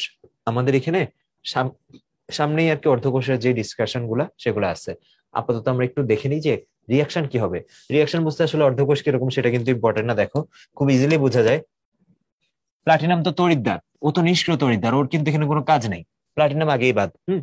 কাকে নিয়ে আমার কাজ, এই ক্লোরিন দুইটাকে নিয়ে আর এই আয়রন দুইটাকে নিয়ে। তো দেখো এখানে কি হচ্ছে, ক্লোরিন 2 থেকে, মানে ক্লোরিন গ্যাস থেকে ক্লোরাইড আয়ন হয়েছে। আর এখানে কি হচ্ছে, Fe2+ থেকে Fe3+ হয়েছে। তার মানে তুমি একটু বুঝো ভাই, এখানে বিক্রিয়ক কারা? বিক্রিয়ক হচ্ছে যারা লেফটে থাকে তারা, এই যে এই ক্লোরিনটা বিক্রিয়ক আর এই Fe2+টা বিক্রিয়ক। তাহলে এখানে উৎপাদ কারা, এই ক্লোরাইডটা উৎপাদ, আর হচ্ছে এই ফেরিকটা উৎপাদ, Fe3+টা উৎপাদ। জিনিসটা সিম্পল না? দাগ আছে, দাগের লেফটে যারা, তারা হচ্ছে বিক্রিয়ক, রাইটে যারা তারা হচ্ছে উৎপাদ। তাহলে আসো কোনটার সাথে মিলে এটা? ক্লোরিন বাম পাশে আছে, এই যে ক্লোরিন বাম পাশে আছে এখানে ক্লোরিন গ্যাসটা, আর ডান পাশে দেখো আছে কি ক্লোরাইড। আর Fe2+ যেটা, সেটা হচ্ছে এই যে Fe2+ এখানে থাকবে হচ্ছে আমাদের বামে, আর Fe3+ থাকবে হচ্ছে ডানে। সেখানে বলছে যে সঠিক বিক্রিয়া আমাদের কোনটা। ওকে, সঠিক বিক্রিয়া যদি আমি লিখি, এক পাশে থাকবে হচ্ছে আমাদের ক্লোরিন, তারপর এটার সাথে থাকবে হচ্ছে আমাদের Fe2+, আলটিমেটলি এখান থেকে আমাদের তৈরি হবে আর কি ক্লোরাইড, এন্ড সাথে আমরা পাবো এই যে 2 ক্লোরাইড লিখলাম, আর সাথে পাবো হচ্ছে Fe3+। ওকে, আর যেহেতু ইলেকট্রন আদান প্রদান সমান হইতে হবে, চাইলে আমরা হচ্ছে এটা সমতা করে দিতে পারি, এই যে এখানে আমরা 2 দিলাম, এখানে 2 দিলাম, কারণ কি ইলেকট্রন আদান প্রদানের ব্যাপারটা তো সমান হইতে হবে। এটাও যদি না বুঝে একটু বুঝে দিই, দেখো এই যে আমাদের ক্লোরিন থাকে, তো এই যে Cl2, ওর থেকে পাই কি ক্লোরাইড, সো দুইটা, তো ইলেকট্রন ছাড়া লাগে কয়টা? দুইটা। হ্যাঁ, ইলেকট্রন নিজে নেওয়া লাগে কয়টা? দুইটা। আর ঠিক একই ভাবে আমাদের Fe2+ যেহেতু ও কি করে Fe3+ এ পরিণত হচ্ছে, তো ওর তো ইলেকট্রন এখানে লাগে একটা, একটা ছাড়া লাগে। এখানে তো ক্লোরিন 0 থেকে কত হয়েছে, -1 হয়েছে, একটা ক্লোরিন -1 হওয়ার জন্য ইলেকট্রন একটা ছাড়া লাগতো, বাট ক্লোরিন আছে দুইটা, তাই ইলেকট্রন কয়টা ছাড়া লাগবে? দুইটা। বাট এখানে তো আয়রন একটাই, Fe2+ থেকে Fe3+, সেখানে ইলেকট্রন ছাড়ছে একটা, সেখানে নেওয়া লাগছে দুইটা, এখানে ছাড়া লাগছে একটা, তো আমার ব্যালেন্স করা লাগবে। এই জন্য নিচেরটাকে কি দিয়ে গুণ করে দেওয়া যায়? এই যে 2 2 2।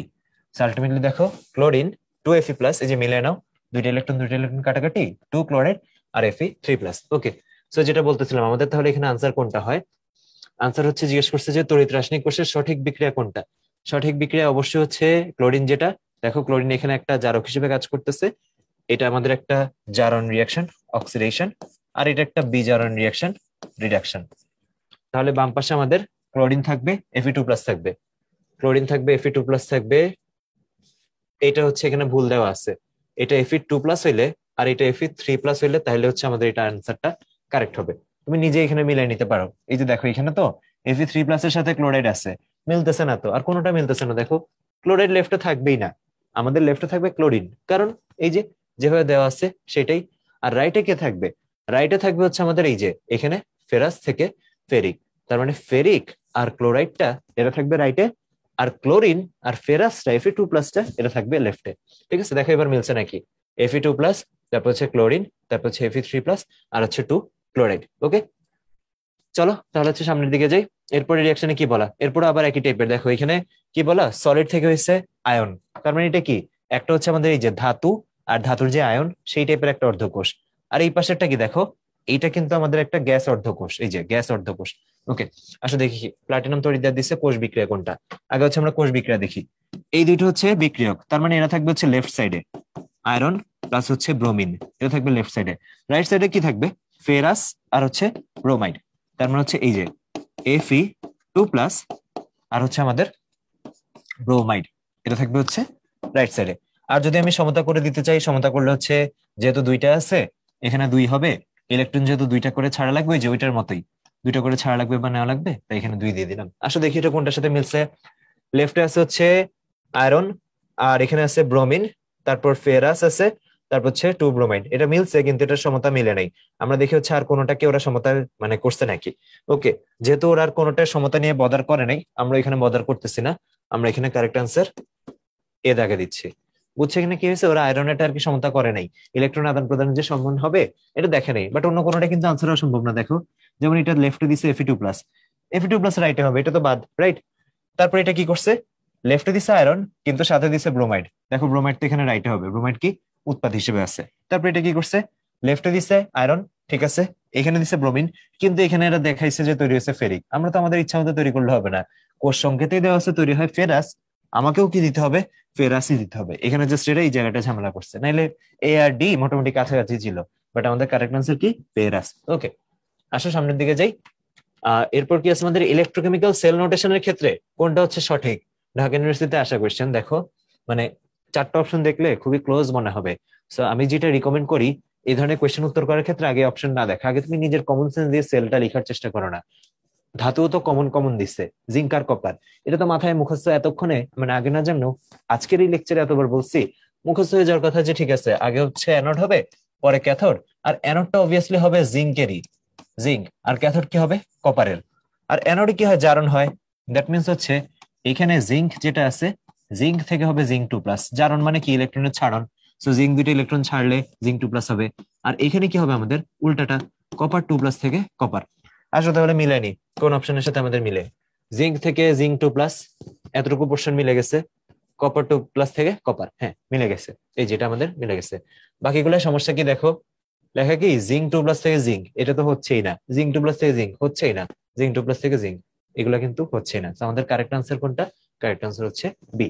ওকে, আসো, মানে আগেই দেখে বোঝা যায়, মানে তুমি যদি একটু জিনিসটা মুখস্থ বা একটু হচ্ছে মাথা আগে থেকে ক্লিয়ার থাকে, দেখে বোঝা যায় যে এসিডি কোনোটা উত্তর হবেই না, মানে অপশন গুলো এত ক্লোজও দেয় নাই, আনসার হচ্ছে বি যে হবে, খুব দ্রুতই বোঝা যায় এটা।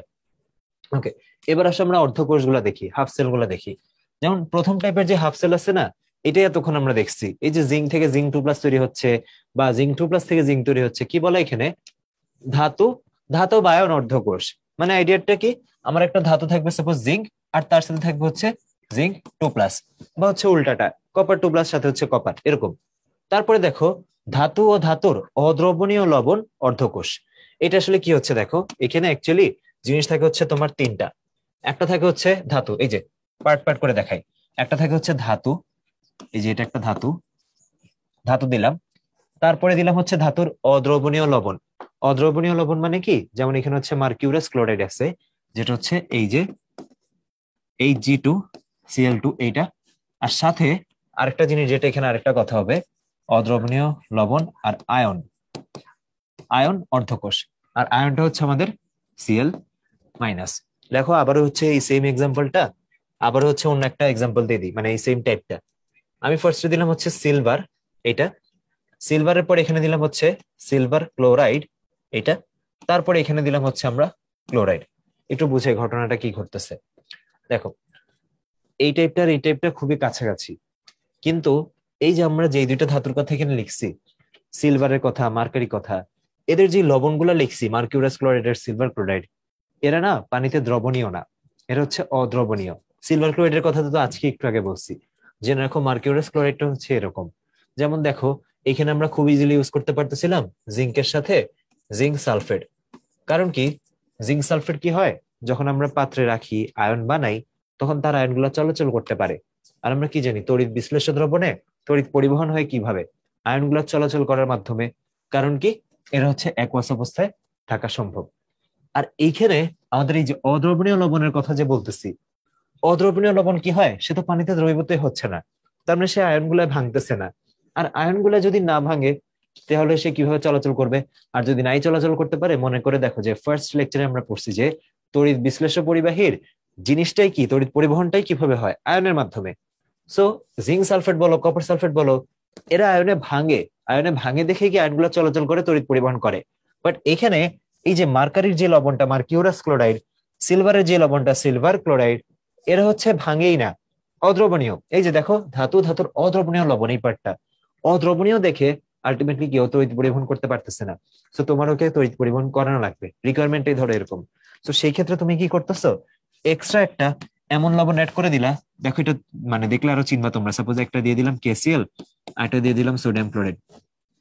এমন একটা লবণ তুমি অ্যাড করে দিলা যেটা কিনা অ্যানায়নটা কমন, এই যে দেখো ক্লোরিন ক্লোরিন ক্লোরিন ক্লোরিন, অ্যানায়নটা কমন। এন্ড এই কারণে এখন কি হবে, তুমি মোবিলিটির সুযোগটা দিয়ে দিলা। দেখো এখানে সিলভার বা মার্কারি তো আগে থেকে আছে, আর তুমি এখানে এমন একটা আয়নের ব্যবস্থা করে দিলা যে কিনা আসলে তড়িৎ বিশ্লেষ্য। আমরা তো জানি KCl NaCl, এদের তড়িৎ বিশ্লেষণ আমরা দেখে আসছি, এরা কি হাইলি ইলেকট্রিসিটি যেটা সেটা কন্ডাক্ট করতে পারে বা পরিবহন করতে পারে। বাট এখানে কি হচ্ছিল, অদ্রবণীয় পার্ট এ হচ্ছে পরিবহন করতে পারে না। এই জন্য আমার এমন কাউকে দরকার যে কিনা দ্রবণীয় এবং তড়িৎ পরিবহন করতে পারে। এই জন্য সেট আপটা এরকম, কি করলাম, ধাতু, ধাতুর একটা অদ্রবণীয় লবণ, এন্ড সাথে হচ্ছে একটা কি দ্রবণীয় লবণ, যেটা সেটা বা হচ্ছে যে তড়িৎ বিশ্লেষণ হতে পারে সে। ওকে, আচ্ছা এবার আসলে রিয়াকশন দেখে নি। কি হচ্ছে রিয়াকশন, কিন্তু আমরা এটা দুই ভাবে লিখতে পারি, ঠিক আছে? আমরা তখন যেভাবে ডিসকাস করলাম হচ্ছে তোমাদেরকে উল্টাটা করে দেখাই, তাহলে বুঝতে পারবা। এই দেখো, সাপোজ আমি এখানে মার্কারি নিলাম, মার্কারি, মার্কারি যদি একটা ইলেকট্রন ছাড়ে, তাহলে সে এই পাশে কি পরিণত হবে, এই যে মার্কারি প্লাসে পরিণত হবে, রাইট? সো এখানে যেটা হয়, মার্কারি প্লাসটা আছে না, এটা একটু জেনে নাও। এই জিনিসটা এই যে এরকম ভাবে থাকে, Hg2 2+, মানে দুইটা মার্কারি আছে না, এইভাবে, এটাকে বলা হচ্ছে ডাইমার। এগুলো MCQ তে কিন্তু আসতে পারে যে নিচের কোন ক্যাটায়নটা ডাইমার অবস্থায় থাকে, নিচের কোন ক্যাটায়নটা ডাইমার অবস্থায় থাকে, এরকম মার্কারি থাকতে পারে। তারপর আমাদের এই যে তোমরা এই যৌগটা হচ্ছে পরিমাণগত রসায়নে দেখে থাকবা, এই যে Cu2 এখানেও কিন্তু Cu2 2+ হিসেবে আছে, দুইটা হচ্ছে এরকম ডাইমার হিসেবে আছে। তাহলে হিসাব করো তো একটা চার্জ কত, দুইটা মার্কারি চার্জ হচ্ছে 2+, একটা মার্কারি চার্জ কত 1+, রাইট? সো এইভাবে কিন্তু এটা ডাইমার হিসেবে থাকে। সো যেটা বলতেছিলাম, ডাইমার হিসেবে যদি থাকে তার মানে এই যে 2+ আর এই যে 2, তার মানে এখানেও আমার কি হবে দুইটা, এখানে হচ্ছে এখানে দুইটা ইলেকট্রন ছাড়ছে। এন্ড তার সাথে এখানে কি অ্যাড হচ্ছে দেখো, এই যে এই পোর্শনটার সাথেই আমাদের তো এখানে মার্কারি আসলো, তার সাথেই এই যে যে ক্লোরাইডটা আছে না, সেটা অ্যাড হচ্ছে। ক্লোরাইডটা কোত্থেকে আসছে, এখান থেকে কিন্তু না, ও তো ভাঙতেই পারে না, ও তো আয়নে ডিস্ট্রিবিউট হইতে পারে না, এই জন্যই তো একে অ্যাড করা। এই ক্লোরাইডটা আসছে দ্রবণীয় অংশ থেকে। So আসলো, এসে হচ্ছে আমার আলটিমেটলি এই যে এই সল্টটা তৈরি করলো। সো দেখো এই রিয়াকশনটা আছে না, এইটাই হচ্ছে আমি এইভাবে লিখছি। প্লাস মাইনাস নিয়ে কনফিউজ হয় না, এই ইলেকট্রন এখানে প্লাস দিয়ে দেওয়া না, এই পাশে এটা লিখলেই তো এটা মাইনাস দিয়ে দিতাম, ঠিক আছে? ওকে, একই রিয়াকশন লিখছি, বুঝাই লিখলাম আর কি। জারণ বিজারণ অর্ধকোষটা খুবই সহজ, এখানে জাস্ট একটা প্লাটিনাম তড়িৎদ্বার ব্যবহার করা লাগে। আর এই যে দেখো Fe+ থেকে Fe2+ থেকে Fe3+ হচ্ছে, তার মানে কি এই যে এখানে ইলেকট্রন ছাড়ছে, ছেড়ে Fe3+ হয়ে গেছে। তারপর কি গ্যাস অর্ধকোষ, গ্যাস অর্ধকোষে দেখো এটার একটা পার্ট থাকবে দ্রবণ আর একটা পার্ট থাকবে গ্যাস। এই জন্য এখানে আমি প্লাটিনাম তড়িৎদ্বারটা ইউজ করলাম, সাথে নিলাম হাইড্রোজেন গ্যাস, এবং এটার একটা চাপ থাকবে। গ্যাসের তো ঘনমাত্রা থাকবে না, গ্যাসের কি থাকবে এখানে একটা চাপ থাকবে। আর আরেকটা পার্ট থাকবে একটা দ্রবণ, HCl হইতে পারে, সালফিউরিক অ্যাসিড হইতে পারে, এন্ড সেই দ্রবণে কি থাকবে একটা ঘনমাত্রা থাকবে। এটা হচ্ছে গ্যাস অর্ধকোষ। তাহলে গ্যাস অর্ধকোষে কি একটা নিষ্ক্রিয় তড়িৎদ্বার থাকবে, তারপর হচ্ছে একটা গ্যাস থাকবে, তারপর হচ্ছে একটা দ্রবণ থাকবে। আর জারণ বিজারণ অর্ধকোষে কি থাকবে, নিষ্ক্রিয় তড়িৎদ্বার আর দুইটাই থাকবে দ্রবণ। এটা হচ্ছে চিনার উপায়, যদি মানে জিজ্ঞেস করে যে একটা কোষ দিয়ে দিল, অর্ধকোষ দিয়ে দিল, এটা কোন টাইপের মধ্যে। So, এটা তো দেখেই বোঝা যায় এটা কি একটা ধাতু থাকবে সলিড আর একটা অ্যাকুয়াস থাকবে। এটাও দেখে আরো ইজিলি বোঝা যায়, কারণ এটাতে তিনটা পার্ট থাকবে, এরকম তিনটা জিনিস, ধাতু, অদ্রবণীয় লবণ আর দ্রবণীয় আয়ন, এরকম। এটা কিভাবে বোঝা যায়, দুইটাই হচ্ছে অ্যাকুয়াস থাকবে জারণ বিজারণে, একই ধাতুর দুইটা আয়ন, একটা একটা জারণ বিজারণ হবে। গ্যাস অর্ধকোষ কিভাবে ইজিলি বোঝা যায়, অবশ্যই একটা পার্ট গ্যাস থাকবে। লাস্ট পার্ট আসি আমরা ধাতুর অ্যামালগাম আর হচ্ছে ধাতুর আয়ন অর্ধকোষ।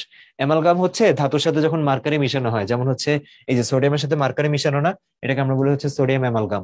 জিঙ্কের সাথে যদি মার্কারি বসাই আমরা মিশাই যদি, এটাকে বলবো জিঙ্ক অ্যামালগাম, এরকম। সেখানে কি হচ্ছে দেখো, এই জিনিসটাই সোডিয়াম অ্যামালগাম, এই যে দেখো ধাতু অ্যামালগাম ও ধাতুর আয়ন অর্ধকোষ, এটা কোন ধাতুগুলোর ক্ষেত্রে ইউজ করা হয়, যে ধাতুগুলো হচ্ছে অনেক বেশি সক্রিয়। যেমন দেখো জিঙ্ক 2+ যত সক্রিয় জানোই তো, এটা হচ্ছে তড়িৎ রাসায়নিক যে সিরিজটা, সেটা মোটামুটি মাঝারির দিকে অবস্থান করে। বাট এই যে সোডিয়াম, লিকে কানা, এই যে সোডিয়াম কিন্তু খুব উপরের দিকে অবস্থান করে। তো সোডিয়ামের ক্ষেত্রে কি হয়, যেহেতু অনেক রিয়াক্টিভ, এই জন্য এটাকে ধাতুর অ্যামালগাম মানে ইউজ করা হয়, যে আমাদের সেলটা বানাইলেও যাতে ও অনেক বেশি রিয়েক্ট না করে ফেলে, আস্তে আস্তে যেন রিয়াকশনটা করে। তো এই জন্য হচ্ছে যে এই সোডিয়ামের সাথে অ্যামালগাম। আর আরেকটা জিনিস হচ্ছে, সব ধাতুর সাথে যে অ্যামালগামটা অনেক সুন্দর কম্বিনেশন হয় এরকম না, সোডিয়ামের সাথে অনেক সুন্দর মিশে, তো এই জন্য এটা হচ্ছে সোডিয়াম অ্যামালগাম ইউজ করলাম। তো এটা কি হবে দেখো, এখানে রিয়াকশনটা লিখি। এই সোডিয়াম অ্যামালগাম যেটা আছে না, এখানে ও একটা ইলেকট্রন ছাড়লো, কে ইলেকট্রন ছাড়লো, সোডিয়ামটা। তো সোডিয়াম ইলেকট্রন ছাড়ার পর কি হয়ে যাবে, ও সোডিয়াম প্লাস হয়ে যাবে, রাইট? আর এইখানে আমাদের যে মার্কারি পার্টটা আছে না, সেই মার্কারি পার্টটা লিকুইড অবস্থা হচ্ছে আলাদা হয়ে যাবে। আবারও বলতেছি যে এখানে যেটা লেখা আছে আর ভাইয়া যেটা লিখছে একই জিনিস, তুমি ডান পাশে প্লাস দাও আর বাম পাশে এটাকে মাইনাস হিসেবে লিখো, কথা তো একই, ঠিক আছে? এই তো এটাই ছিল আমাদের যে অর্ধকোষের বিক্রিয়াগুলো সেটা। এবার আসো এদের যে সেট আপ একটু দেখে নিই। এটা হচ্ছে ফর রিটেন, রিটেনে এই ডায়াগ্রাম গুলো আঁকতে দিতে পারে। লাস্ট বারও একটা সেল আঁকতে দিচ্ছে, মানে কমপ্লিট সেল আঁকতে দিছিল ডিউতে। তো কমপ্লিট সেল আঁকতে দেওয়া মানে আমার কখনো কোনো হাফ সেল আঁকতে দিতে পারে।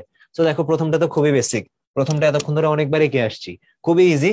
পাত্র নিবা, যেই পাত্রে দ্রবণ মানে যার দ্রবণ নিবা তারই হচ্ছে তড়িৎদ্বার নিবা, কাজ শেষ। আর বিক্রিয়া লেখার ক্ষেত্রে ওই যে আসলে লিখতে পারবা এরকম। তারপরে আসো এই যে দেখো এখানে প্রপারলি লেখা আছে ধাতু, ওই ধাতুর স্বল্প দ্রবণীয় লবণ বা অদ্রবণীয় আর হচ্ছে আয়ন। দেখো তিনটা পার্ট, ধাতু, স্বল্প দ্রবণীয় হচ্ছে লবণ আর হচ্ছে আয়ন, তিনটা পার্ট, ধাতু, স্বল্প দ্রবণীয় লবণ আর হচ্ছে আয়ন। তো দেখো এটা কিভাবে বানানো হয় এটা একটু বলে দিই।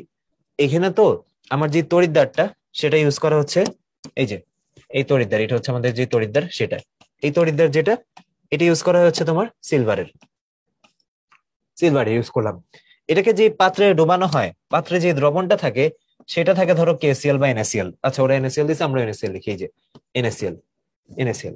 আর এই যে আমি যে সিলভার তড়িৎদ্বার দিছি তার গায়ে এই যে সিলভার ক্লোরাইডটা আছে না, এটা পেস্ট আকারে এরকম দেওয়া থাকে। তাহলে কি করলাম, আমি নিচ্ছি একটা সিলভার তড়িৎদ্বার, তার এখানে হচ্ছে আমরা একটা সিলভার ক্লোরাইডের পেস্ট যেটা সেটা মাখায় রাখছি। এটা আসলে পুরোটা এইভাবে দেওয়া যায়, কোনো সমস্যা নাই, চাইলে পুরোটা এইভাবে সিলভার ক্লোরাইড এইভাবে দিয়ে দেওয়া যায় এটা। তারপর এটাকে আমরা কিসের দ্রবণে রাখছি, ওই যে যে একটা দ্রবণ যে কিনা আসলে আয়নে ভাঙতে পারে, এই যে আয়নে দিতে পারে ক্লোরাইড, সেটা সোডিয়াম ক্লোরাইড হতে পারে, পটাশিয়াম ক্লোরাইড হতে পারে। সো এটা গেল। তারপর আসো জারণ বিজারণ তড়িৎদ্বার। জারণ বিজারণ তড়িৎদ্বারের কাহিনী কি হয়েছে, দুইটাই তো হচ্ছে আমাদের দ্রবণ। ফের আসো এই যে লিখি আমি এখানে একটু বড় করে দেখাই, Fe2+ একটা দ্রবণ, আবার Fe3+ একটা দ্রবণ। তো তড়িৎ পরিবহনটা করবে কে, দুইটাই দ্রবণ না, এখানে যেমন তড়িৎ পরিবহন করার জন্য ধাতুটা ছিল জিঙ্ক, এখানে গিয়ে ছিল সিলভার, মানে যার লবণ নিচ্ছ তারই ধাতু ছিল। বাট এখানে তো দুইটাই হচ্ছে একটা সল্ট, ফেরাস ফেরিক। তো সেই ক্ষেত্রে আমার কি লাগবে, একটা তড়িৎদ্বার লাগবে। আবার তড়িৎদ্বার তুমি মনে করতে পারো আচ্ছা ঠিক আছে আয়রনের দ্রবণ তো আয়রন তড়িৎদ্বার দিই, আয়রন তড়িৎদ্বার দিলে তো এটা আবার এটার মতো রিয়াকশন করে ফেলবে, ও কি হয়ে যাবে তখন, ধাতু ধাতবায়ন অর্ধকোষ হয়ে যাবে। আমরা তো তা চাই না। আমরা এই জন্য এখানে কি করছি, এই যে প্লাটিনাম ইলেকট্রোড, এই যে প্লাটিনাম ইলেকট্রোড যেটা একটা ইনার্ট বা নিষ্ক্রিয় তড়িৎদ্বার। ইনার্ট মানে কি, ও যে তড়িৎটা পরিবহন করবে ওইখানে কোনো ইন্টারফেয়ার করবে না রিয়াকশনে, মানে ওর জন্য রিয়াকশন এখানে কিছু চেঞ্জ হবে না, ও জাস্ট কারেন্টটা পাস করবে। এই জন্য হচ্ছে এখানে এই প্লাটিনাম তড়িৎদ্বারটা এভাবে হচ্ছে এরকম ইউজ করা হয়। ওকে, চিত্রগুলো কিন্তু খুবই ইম্পর্টেন্ট, হাতে অবশ্যই এগুলো একবার করে আঁকার প্র্যাকটিস করে যাবা, ডিওতে রিটার্নে আসতে পারে। ওকে, তাহলে আসি আমরা বাকি দুইটা যে অর্ধকোষ আছে সেগুলো একটু দেখে নিই। এখন এখানে হচ্ছে একটা গ্যাস অর্ধকোষ আর একটা অ্যামালগাম বা পারদ সংকর অর্ধকোষ যেটা সেটা। আসো ফার্স্ট এটার একটু ডায়াগ্রামটা বুঝে নিই। এটার ডায়াগ্রামটা কিন্তু খুবই ইম্পর্টেন্ট, কারণ এটার ব্যাপারে একটু বলে রাখি। এটাকে হচ্ছে আমরা ডাকি এই যে স্ট্যান্ডার্ড, পরের লেকচারে এটার ব্যাপারে দেখবা, standard hydrogen, standard hydrogen electrode, standard hydrogen electrode, বা এটাকে আমরা বলি হচ্ছে সি, এটাকে আমরা সি বলি, ঠিক আছে। এন্ড এটার কিন্তু যে ভোল্টেজটা হচ্ছে ওই যে তোমরা জানো এটার ভোল্টেজটা হচ্ছে প্রমাণ যে ভোল্টেজটা 0.0 ভোল্টেজ, মানে এটার সাপেক্ষে কিন্তু আমার বাকি যে ভোল্টেজ গুলো দেখি না, 0.76 দেখো বা হচ্ছে 0.34 দেখো, এই টাইপের ভোল্টেজ গুলো যে ক্যালকুলেট করা হয়েছে এটাকে স্ট্যান্ডার্ড বা জিরো ধরে বাকিগুলো ক্যালকুলেট করা হয়েছে। এই জন্য হচ্ছে যে এটা ডায়াগ্রামটা আরো ইম্পর্টেন্ট, মানে অন্যগুলা তো আসতে পারেই ঠিক আছে, বাট এইটা ডায়াগ্রামটা আসলে রিটেনে আসার মতো বেশ ভালো একটা কোয়েশ্চেন, কারণ এটা আলাদা একটা নির্দেশক তড়িৎদ্বার। নামটা কি, নির্দেশক তড়িৎদ্বার, কারণ কি ওর ভোল্টেজটা দিয়ে আমরা আরেকটা ভোল্টেজ বের করতে পারি, ক্যালকুলেট করতে পারি, এই জন্যই নামটা হচ্ছে নির্দেশক তড়িৎদ্বার। আর এটা যেহেতু হাইড্রোজেনের সাপেক্ষে তৈরি করা, এই জন্য স্ট্যান্ডার্ড হাইড্রোজেন ইলেকট্রোড বা সি। আর স্ট্যান্ডার্ড হওয়ার জন্য কিছু কন্ডিশন আছে, এই যে এবার একটু দেখো যে এটা কিভাবে বানানো হয়। ফার্স্টে এখানে যে সলিউশনটা নেওয়া হয়, দেখো সলিউশনটা হচ্ছে আমাদের HCl এর নেওয়া হয়েছে, ঠিক আছে, এই সলিউশনটা এরকম নেওয়া হয়। এরপর এটা একটু তোমাদের আঁকা শিখতে হবে, হ্যাঁ। এই যে এই টাইপের একটা কাঁচনল এরকম দেওয়া হয়, এবং বুঝতেই পারতেছো এখানে আমাদের ওই কন্ডিশনটা চলে আসছে যে একটা তো হচ্ছে গ্যাস আর একটা হচ্ছে দ্রবণ, তাহলে এদের মধ্যে ইলেকট্রিসিটি ফ্লোটা কে করবে, ফ্লো করবে হচ্ছে এই যে এখানে আমাদের এই প্লাটিনাম যেই তারটা সেটা লাগবে। প্লাটিনাম তার এনে এই প্লাটিনাম তারের সাথে আবার এরকম এখান দিয়ে প্লাটিনাম ফয়েল দিয়ে দেওয়া হয়, প্লাটিনামের একটা টুকরা এরকম এখানে দিয়ে দেওয়া হয়, যে কি করতেছে ওই যে বাইরে থেকে ইলেকট্রিসিটি যে ফ্লোটা সেটা আর কি সার্কিটটা যে বানাচ্ছি সেটা ইনশিওর করতেছে। ওকে, এবার আসো এইটা স্ট্যান্ডার্ড হওয়ার যে কারণটা, কারণ হচ্ছে স্ট্যান্ডার্ড যখন হয় এখানে যে দ্রবণটা আছে না এটার কনসেন্ট্রেশন নেওয়া হচ্ছে 1 মোলার। আর এইখানে এরকম একটা ওপেনিং রাখা হয়, এই যে নর্মালি কি হয় টেস্ট টিউব বা এই টাইপের কাজ নল, এইখানে কোনো ওপেনিং কিন্তু থাকে না, বাট এটার একটা ওপেনিং রাখা হয়। আর এই ওপেনিং দিয়ে হাইড্রোজেন যে গ্যাস আছে না বুদবুদ আকারে সেটা এখান দিয়ে এই যে ফ্লো করা হয়, এখানে হাইড্রোজেন গ্যাসটা এর মাধ্যমে ফ্লো করা হয়। এন্ড দেখো হাইড্রোজেনের প্রেসারটা দেখো 1 atm। তাহলে দুইটা কথা, যে দ্রবণটা আছে সেটার ঘনমাত্রা 1 মোলার, আর যে গ্যাসটা ফ্লো করতেছে সেটার এই যে চাপ, আংশিক চাপ, সেটা কত, 1 atm। তো এই দুইটা জিনিস মেনটেন করা হয় দেখি এটাকে আমরা স্ট্যান্ডার্ড বলি, স্ট্যান্ডার্ড হাইড্রোজেন ইলেকট্রোড বা হচ্ছে সি। তাহলে আমরা এরপরে যে রিয়াকশনটা দেখি, দেখো এই যে প্লাটিনাম ইলেকট্রোড এখানে দেখানো হয়েছে, আর এই যে এখানে হাইড্রোজেন গ্যাস আসতেছে এই যে 1 atm আর HCl রাখা হয়েছে 1 মোলার। ওকে, তাহলে দেখো রিয়াকশন কি হবে, আলটিমেটলি এই যে হাইড্রোজেন আসবে, হাইড্রোজেন এসে দুইটা ইলেকট্রন ছাড়বে, ছেড়ে এসে হয়ে যাবে H+, দুইটা প্রোটন। সো তুমি যদি জারণ অর্ধকোষ হিসেবে ব্যবহার করো তাহলে এটা হবে, আর যদি বিজারণ অর্ধকোষ হিসেবে ব্যবহার করো উল্টা রিয়াকশনটা হবে আর কি, এই যে 2H+, সে দুইটা ইলেকট্রন নিবে, নিয়ে এসে হয়ে যাবে হাইড্রোজেন গ্যাস। সো এই যে এদের মধ্যে আর কি এই রিয়াকশনটা এক্সচেঞ্জটা আর কি এভাবে হয়। সো এটাই হচ্ছে আমাদের গ্যাস ইলেকট্রোড গেল। এবং এখানে আমরা একটু আগে যেরকম দেখলাম, এটা যদি ক্লোরিন দেই তাহলে ক্লোরিন দিয়েও কিন্তু এই অর্ধকোষটা বানানো সম্ভব, ওই যে আমরা যে একটু আগে দেখলাম কোষ সংকেতের এক্সাম্পলে। ওকে, এবার লাস্ট জায়গাটা চলে আসি, অ্যামালগাম বা পারদ সংকর তড়িৎদ্বার যেটা। সো এটার স্ট্রাকচারটা যদি দেখো সিম্পলি আছে মোটামুটি। নিচে যেটা রাখা হয় সেটা হচ্ছে এই যে মার্কারির মেনিসকাস। মেনিসকাস হচ্ছে এই যে এখানে গোলীয় যে একটা শেপ দেখতে পারতেছো না, এই ধরনের শেপের যখন কোনো তরল থাকে যেটাকে মেনিসকাস বলে আর কি। এন্ড তার উপরে আছে হচ্ছে আমাদের এই যে সিলভারের অ্যামালগাম দিচ্ছে। ধরো আমরা এখানে সোডিয়াম নিয়ে কথা বলতেছি, সোডিয়াম অ্যামালগাম এটা হইতে পারে। সো এইখানে বাকিটা হচ্ছে ইলেকট্রিক কন্ট্যাক্টের জন্য আমার ধরো দিয়ে দিলাম একটা প্লাটিনাম তার। মানে জিনিসটা খুবই সিম্পল। কি রাখবো? নিচে রাখবো হচ্ছে এই যে মার্কারি, তারপর হচ্ছে আমাদের মার্কারি যে অ্যামালগামটা সেটা, আর এই যে এখানে থাকবে তোমার সলিউশনটা। এই যে এখানে থাকবে হচ্ছে তোমার সলিউশনটা। সো আলটিমেটলি এই যে NaCl এর কথা বলো না, NaCl এ কনভার্ট হচ্ছে, এখানে আমার সোডিয়াম প্লাস আছে, ক্লোরিন মাইনাস আছে। এই যে এইভাবে আর কি এদের মধ্যে কানেকশনটা মেনটেন করা হয়। সো এই যে এই পাঁচটা যে ডায়াগ্রাম দেখলাম, এখানে তিনটা আর এখানে দুইটা, এই পাঁচটা ডায়াগ্রাম অবশ্যই তুমি প্রিপারেশন নেওয়ার সময় বা এই মাস্টার ক্লাসটা দেখার সময় একবার হলেও খাতায় কিন্তু আঁকবা। ওকে, আসো এবার একটু কোয়েশ্চেন দেখে ফেলি। ড্যানিয়েল কোষে তড়িৎদ্বার হিসেবে কি ব্যবহৃত হয়? অনেকবার দেখছি আমরা। প্রথমটাই হচ্ছে আমাদের কারেক্ট আনসার, এই যে কপার আর জিঙ্ক যেটা, সেটা দেখো কতবার আসছে। ঠিক আছে, এত সহজ একটা কোয়েশ্চেন এতবার আসছে, রিসেন্ট ইয়ারেও আসছে। সবচেয়ে বড় কথা এটা 3-4 সালের দিকে যেমন আসছে, 21-22 সালের দিকেও আসছে। সো দেখো একটা কোয়েশ্চেন অবশ্যই ইম্পর্টেন্ট না, যে কোয়েশ্চেনটা মনে করো তোমার জন্মের সালের আশেপাশে কিন্তু এই ইয়ারটা, আর এটা হচ্ছে খুব রিসেন্ট একটা ইয়ার। তাহলে চিন্তা করো মানে তোমার জীবন যতদিনের, এই কোয়েশ্চেনও ততদিন ধরে আসতেছে, তার মানে অবশ্যই এই ধরনের কোয়েশ্চেনটা ইম্পর্টেন্ট। এই জন্যই কোয়েশ্চেন ব্যাংক আমরা এইভাবে অ্যানালাইসিস করে পড়ি। ওকে, নিম্নের ধাতুগুলির মধ্যে কোনটির জলীয় সিলভার নাইট্রেটে ডুবালে পৃষ্ঠতলে সিলভার জমা হবে না বলছে? দেখো একটা জিনিস বুঝো, এই যে আমার এখানে বলছে যে সিলভার নাইট্রেট দ্রবণ, সিলভার নাইট্রেট দ্রবণ, and এখান থেকে কি বলছে যে যেই ধাতুটা আমি এখানে নিব আলটিমেটলি রিয়াকশন করে পৃষ্ঠতলে সিলভার জমা হবে। ওই ধাতুটা এরকম নেওয়ার পরে তার পৃষ্ঠতলে এরকম এভাবে এসে সিলভারটা জমা হবে। এটা কখন সম্ভব? তখনই সম্ভব যদি এই যে এখানে সে কি হিসেবে আছে, সিলভার প্লাস হিসেবে আছে না, এই ঘটনাটা তখনই ঘটা সম্ভব যদি সিলভার প্লাসটা সিলভার ধাতু হয়, রাইট? তখনই হওয়া সম্ভব। তার মানে এইখানে অবশ্যই এমন একটা ধাতু থাকতে হবে, এখানে অবশ্যই এমন একটা ধাতু থাকতে হবে যে কিনা সিলভারকে রিপ্লেস করতে পারে, মানে প্রতিস্থাপন করতে পারে। তাহলে দেখো প্রতিস্থাপন কে করতে পারবে? অবশ্যই হচ্ছে সিলভারের উপরে যারা আছে তারা প্রতিস্থাপন করতে পারবে, আর নিচে যে আছে সে প্রতিস্থাপন করতে পারবে না। সঠিক উত্তর হচ্ছে আমাদের প্লাটিনাম। কারণ কি প্লাটিনাম এমনিতে হচ্ছে আমাদের যেই তড়িৎ রাসায়নিক সারি তার হচ্ছে সবার নিচের দিকে থাকে, অলমোস্ট নিচের দিকে থাকে, তাই না? এন্ড এখানে কিন্তু বাকি সবাই দেখো বেশ ভালো ভালো। আমরা যদি একটু পার্সিয়াল দেখি, এই যে লিখে কানা ম্যাগাভের এলো যাদেরটা লেখা আছে আর কি, যেন ফিরে সোনা পাবে হায় কোথাকার হাজি আজি, এই যে পিটাবে আমায়। সো দেখো আমাদের টার্গেট কে এখানে? টার্গেট হচ্ছে সিলভারকে সরানো। এন্ড সিলভারকে কারা কারা সরাইতে পারবে? অবশ্যই যারা উপরে আছে। আমাদের অপশনে কে কে আছে? জিঙ্ক আছে, জিঙ্ক পারবে। তারপর আয়রন আছে, আয়রন পারবে। তারপর কপার আছে, কপার পারবে। তার মানে সিলভারের উপরে যারা আছে তারা সরাতে পারবে। বাট এই যে আমাদের প্লাটিনাম, যেহেতু সে সিলভারের নিচে, তাই সে সরাতে পারবে না। ওকে, চলো। আর সরাতে না পারে মানে আলটিমেটলি এটা সিলভার হিসেবে পাবো না আর কি, বুঝছো? এটাই। নিচের কোন সেলটি পরিবেশ বান্ধব? এটা হচ্ছে ফুয়েল সেল। ফুয়েল সেল পরিবেশ বান্ধব তার কারণ এখানে রিয়াকশনে যেটা হয়, রিয়াকশনের মাধ্যমে তৈরি হয় আর কি তোমার পানি। তো যেহেতু পানি দিয়ে এটা করা হয়, আলটিমেটলি পানি তো পরিবেশ বান্ধব। বাকি সবগুলো দেখো, লেড সঞ্চয়ক বলি, ক্যাডমিয়াম বলি, লিথিয়াম বলি, এগুলো যখন ডিসপোজ করা হয় মানে ব্যবহার করা শেষ, এরপর যখন আমরা ফেলে দেই, তখন এই ধাতুগুলা কিন্তু বিভিন্নভাবে মাটির সাথে মিশে যেয়ে পরিবেশের ক্ষতি করে। বাট এখানে ফুয়েল সেলে যেহেতু মেইন যেই ফুয়েলটা সেটা হচ্ছে পানি হিসেবে কাজ করে, এই জন্য হচ্ছে এটা পরিবেশের জন্য বান্ধব আর কি, এনভায়রনমেন্ট ফ্রেন্ডলি। ওকে, এবার আমরা এই লেকচারের লাস্ট টপিকে চলে আসছি, ইলেকট্রোপ্লেটিং। দেখো এখানে কি বলা হচ্ছে, সংজ্ঞাটা দেখো। তড়িৎ বিশ্লেষণ প্রক্রিয়ার সাথে কোন ধাতুর উপর অপর ধাতুর পাতলা আবরণ দেওয়ার প্রক্রিয়াকে তড়িৎ প্রলেপন বা ইলেকট্রোপ্লেটিং বলা হয়। এই জিনিসটা কিন্তু অ্যাকচুয়ালি দেখো কোন প্রক্রিয়া? তড়িৎ বিশ্লেষণ প্রক্রিয়া। তার মানে এখানে তুমি বাইরে থেকে কারেন্ট দিতে হয়, কারেন্ট বা ইলেকট্রিসিটি বলি, বইয়ের ভাষায় বলি ইলেকট্রিসিটি দিতে হয়, দিতে হয়।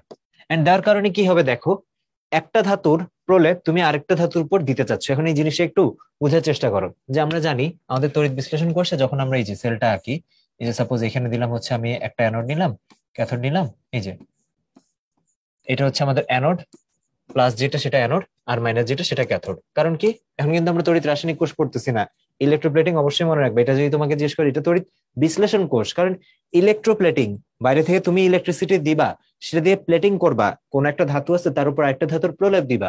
সিম্পল জিনিস, মুখস্থ না করে নাম থেকে যদি বুঝো ইলেকট্রোপ্লেটিং মানে ইলেকট্রিসিটি তুমি দিচ্ছ আর প্লেটিং করতেছো, তাহলে তো হয়। ওকে, তো দেখো তড়িৎ বিশ্লেষণ প্রক্রিয়ায় কোন ধাতুর উপর অপর ধাতুর পাতলা প্রলেপ। এবার একটু বুঝো তুমি কোনটা কাকে ইউজ করবা। মানে তুমি চাচ্ছ যে এক ধাতুর উপর এক ধাতুর প্রলেপ দিতে, নিশ্চয়ই মনে আছে ঘটনাটা কি ঘটে। অ্যানোডটা হচ্ছে আমাদের ক্ষয় হয়, এই যে অ্যানোডটা যেটা হয় আমাদের ক্ষয় হয় এটা। আর ক্যাথোডে কি হয়, ক্যাথোডে যে হচ্ছে আমাদের জমা হয়। অ্যানোড হচ্ছে ক্ষয় হয় আর ক্যাথোডে যে হচ্ছে জমা হয়। সো কি হচ্ছে, অ্যানোডটায় আমরা এমন ধাতুকে ইউজ করতে যাব যে কিনা ক্ষয় হয়ে ক্যাথোডের গায়ে যে প্রলেপ হিসেবে জমা হবে। তার মানে এখানে দেখো কোন ধাতুর উপর অপর কোন ধাতুর পাতলা, তার মানে এই যে পাতলা যে আবরণ দিতে যাচ্ছ তুমি তাকে ব্যবহার করবে অ্যানোডে। কারণ কি, ও আস্তে আস্তে বিক্রিয়া করবে, বিক্রিয়া করে ক্ষয় হয়ে যাবে, দেন ও আস্তে আস্তে যে জমা হবে কোথায়, আমাদের যে ক্যাথোড আছে ক্যাথোডের গায়ে। তো এই যে প্রসেসটা, এটাকে বলা হচ্ছে তড়িৎ প্রলেপন। এন্ড দেখো এটা হচ্ছে এক প্রকোষ্ঠ বিশিষ্ট। ভাইয়া তখন চেম্বার নিয়ে বলছি না, সিঙ্গেল চেম্বার ডাবল চেম্বার, অবশ্যই এটা কি সিঙ্গেল চেম্বার।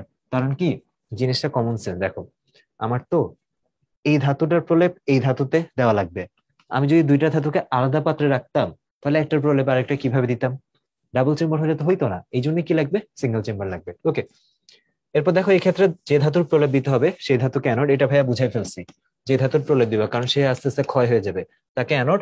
আর যে ধাতুর উপর প্রলেপ দিতে হবে তাকে হচ্ছে ক্যাথোড হিসেবে ব্যবহার করা হয়, কারণ সে যে আস্তে আস্তে জমা হয়। আমরা পড়ছি ফ্যারাডের সূত্রতে, আমরা এটা দেখছি যে অ্যানোডের ভর, অ্যানোডের ভর আস্তে আস্তে হ্রাস পায় আর ক্যাথোডের ভর যেটা আছে সেটা হচ্ছে আস্তে আস্তে বৃদ্ধি পায়, কারণ ক্যানোড ক্ষয় হয় আর ক্যাথোডে জমা হয়। ওকে, সাধারণত নিকেল ও ক্রোমিয়াম ধাতু ব্যবহার করা হয়। আর হচ্ছে দেখো প্রয়োগটা কই, বাতাসের অক্সিজেন জলীয় বাষ্পের সাথে ক্রিয়াশীল ধাতুর তৈরি সামগ্রী তথা স্বস্থ ও ক্ষয়যোগ্য ধাতুর উপর ইলেকট্রোপ্লেটিং করা হয়। ধরো আমরা আয়রনের কিছু একটা বানাইছি, আয়রনে তো হচ্ছে অনেক সহজে মরিচা পড়ে যায়, বাতাসের জলীয় বাষ্প অক্সিজেনের সাথে বিক্রিয়া করে মরিচা পড়ে যায়। তো আমি চাই যে মরিচাটা না পড়ুক, মরিচা না পড়ার জন্য আমি এমন একটা ধাতুর প্রলেপ দিব যে আসলে ওর থেকে কম সক্রিয়। দেখো এই জিনিসটা একটু বোঝাটা ইম্পর্টেন্ট, এটা একটু লিখে দিই আমি, যে এই যে অ্যানোডে ব্যবহার করা হয় কম সক্রিয় ধাতু, কম সক্রিয় ধাতু, আর ক্যাথোডে ব্যবহার করা হয় বেশি সক্রিয় ধাতু। আইডিয়াটা কেন এরকম দেখো, বেশি সক্রিয় ধাতু ও যখন এরকম খোল অবস্থায় থাকবে ও তো ইজিলি হচ্ছে বাতাসের জলীয় বাষ্প অক্সিজেন এগুলোর সাথে বিক্রিয়া করে ক্ষয় হয়ে যাবে। আমি যদি এটার উপর একটা কম সক্রিয় ধাতুর লেয়ার বা কোটিং করে দিই তখন কি হবে, ওই বাতাসের অক্সিজেন জলীয় বাষ্প এগুলোর সাথে সরাসরি বিক্রিয়া করতে পারবে না। আর বিক্রিয়া না করতে পারা মানে কি, ওকে আমি অনেকদিন ধরে প্রিজার্ভ করতে পারবো। যেমনটা এটা হচ্ছে ইমিটেশন, যেমন ধরো পিওর গোল্ডের থেকে ওই যেগুলো হচ্ছে ইমিটেশন তাদের কি খরচটা একটু কম। তার কারণ কি, ওইটার ভিতরে, হ্যাঁ, ভিতরে থাকে অন্য একটা ধাতু যেটা কিনা সস্তা। বাট ওই ধাতু যদি আমি ইউজ করতাম, একে তো এটা চকচক করে না, পাশাপাশি হচ্ছে ওইটা ইজিলি মরিচা ধরে যায়। কিন্তু তার উপর যদি আমি ধরো রূপা সোনা, এই যে যারা হচ্ছে আমাদের তড়িৎ রাসায়নিক সারের একটু আগে লিখলাম না, এই যে নিচের দিকে আছে যারা, এই যে রূপা আর সোনা স্পেশালি জানো তো প্রলেপ দেওয়া হয় এদেরকে দিয়ে, যদি আমি চাকচিক্য করতে চাই আর কি ওরকম। আর ওই যে নিকেল আর ক্রোমিয়ামকেও ইউজ করা হয় মাঝে মাঝে, ঘড়ি টড়ি এসব আছে না, ওদের জন্য নিকেল আর ক্রোমিয়াম এদেরকেও ইউজ করা হয় মাঝে মাঝে। তো যে জিনিসটাই হোক তারা নিচের দিকে হইতে হবে। নিকেল আর ক্রোমিয়ামের দাম একটু কম তো, বাট তুমি যদি একটু বেশি ভালো প্রলেপ দিতে চাও তাহলে হচ্ছে এখানে ইউজ করতে পারো এই যে গোল্ড, এই যে রূপা, তারপর হচ্ছে গোল্ড, সিলভার আর গোল্ড, এই দুটো ইউজ করতে পারো। সো দেখো তাহলে ওইটা হয়তো ধরো তামা আছে, দস্তা আছে, হ্যাঁ, কপার জিঙ্ক বা আয়রন কিছু একটা আছে, যারা কিনা তড়িৎ রাসায়নিক সারের উপর দিকে সো ইজিলি বিক্রিয়া করে বা দেখতেও খুব একটা সুন্দর না। এই জন্য তুমি তাকে উজ্জ্বল আর সৌন্দর্য বৃদ্ধির জন্য রূপা সোনা এরকম কিছু একটা দিয়ে প্রলেপ দিচ্ছ। সো একে তো হচ্ছে জিনিসটা দেখতে চকচক করবে, আর আরেকটা হচ্ছে কি আলটিমেটলি বিক্রিয়া করে না এরা ইজিলি, এই কারণেই তো এক্সপেন্সিভ। এই যে তড়িৎ রাসায়নিক সারের নিচের দিকে যে ধাতুগুলা, এরা কেন এক্সপেন্সিভ, তার কারণ হচ্ছে এদেরকে যখন তুমি রেখে দাও যেমন অবস্থায় থাকে তেমনই সে থাকতে চায়। সে যেহেতু কম বিক্রি মানে কম রিয়াক্টিভ, এই জন্য সে ইজিলি রিয়াকশন করে না। আর উপরের দিকে যারা আছে তারা যেহেতু খুবই ভালো বিক্রিয়া করে, আর বিক্রিয়া করা মানে কি, রাখছো তুমি আয়রন, ও হচ্ছে আয়রন জলীয় বাষ্পের সাথে এরকম বিক্রিয়া করে, এই যে জলীয় বাষ্প আর অক্সিজেনের সাথে বিক্রিয়া করে দেখা গেল যে ও মরিচার হয়ে গেছে, এই যে মরিচার যেটা মরিচা পড়ে গেল। সো মরিচা পড়ে গেল মানে আলটিমেটলি কি জিনিসটা খারাপ হইলো। ঠিক আছে, এই জন্য আমরা ইলেকট্রোপ্লেটিং করি।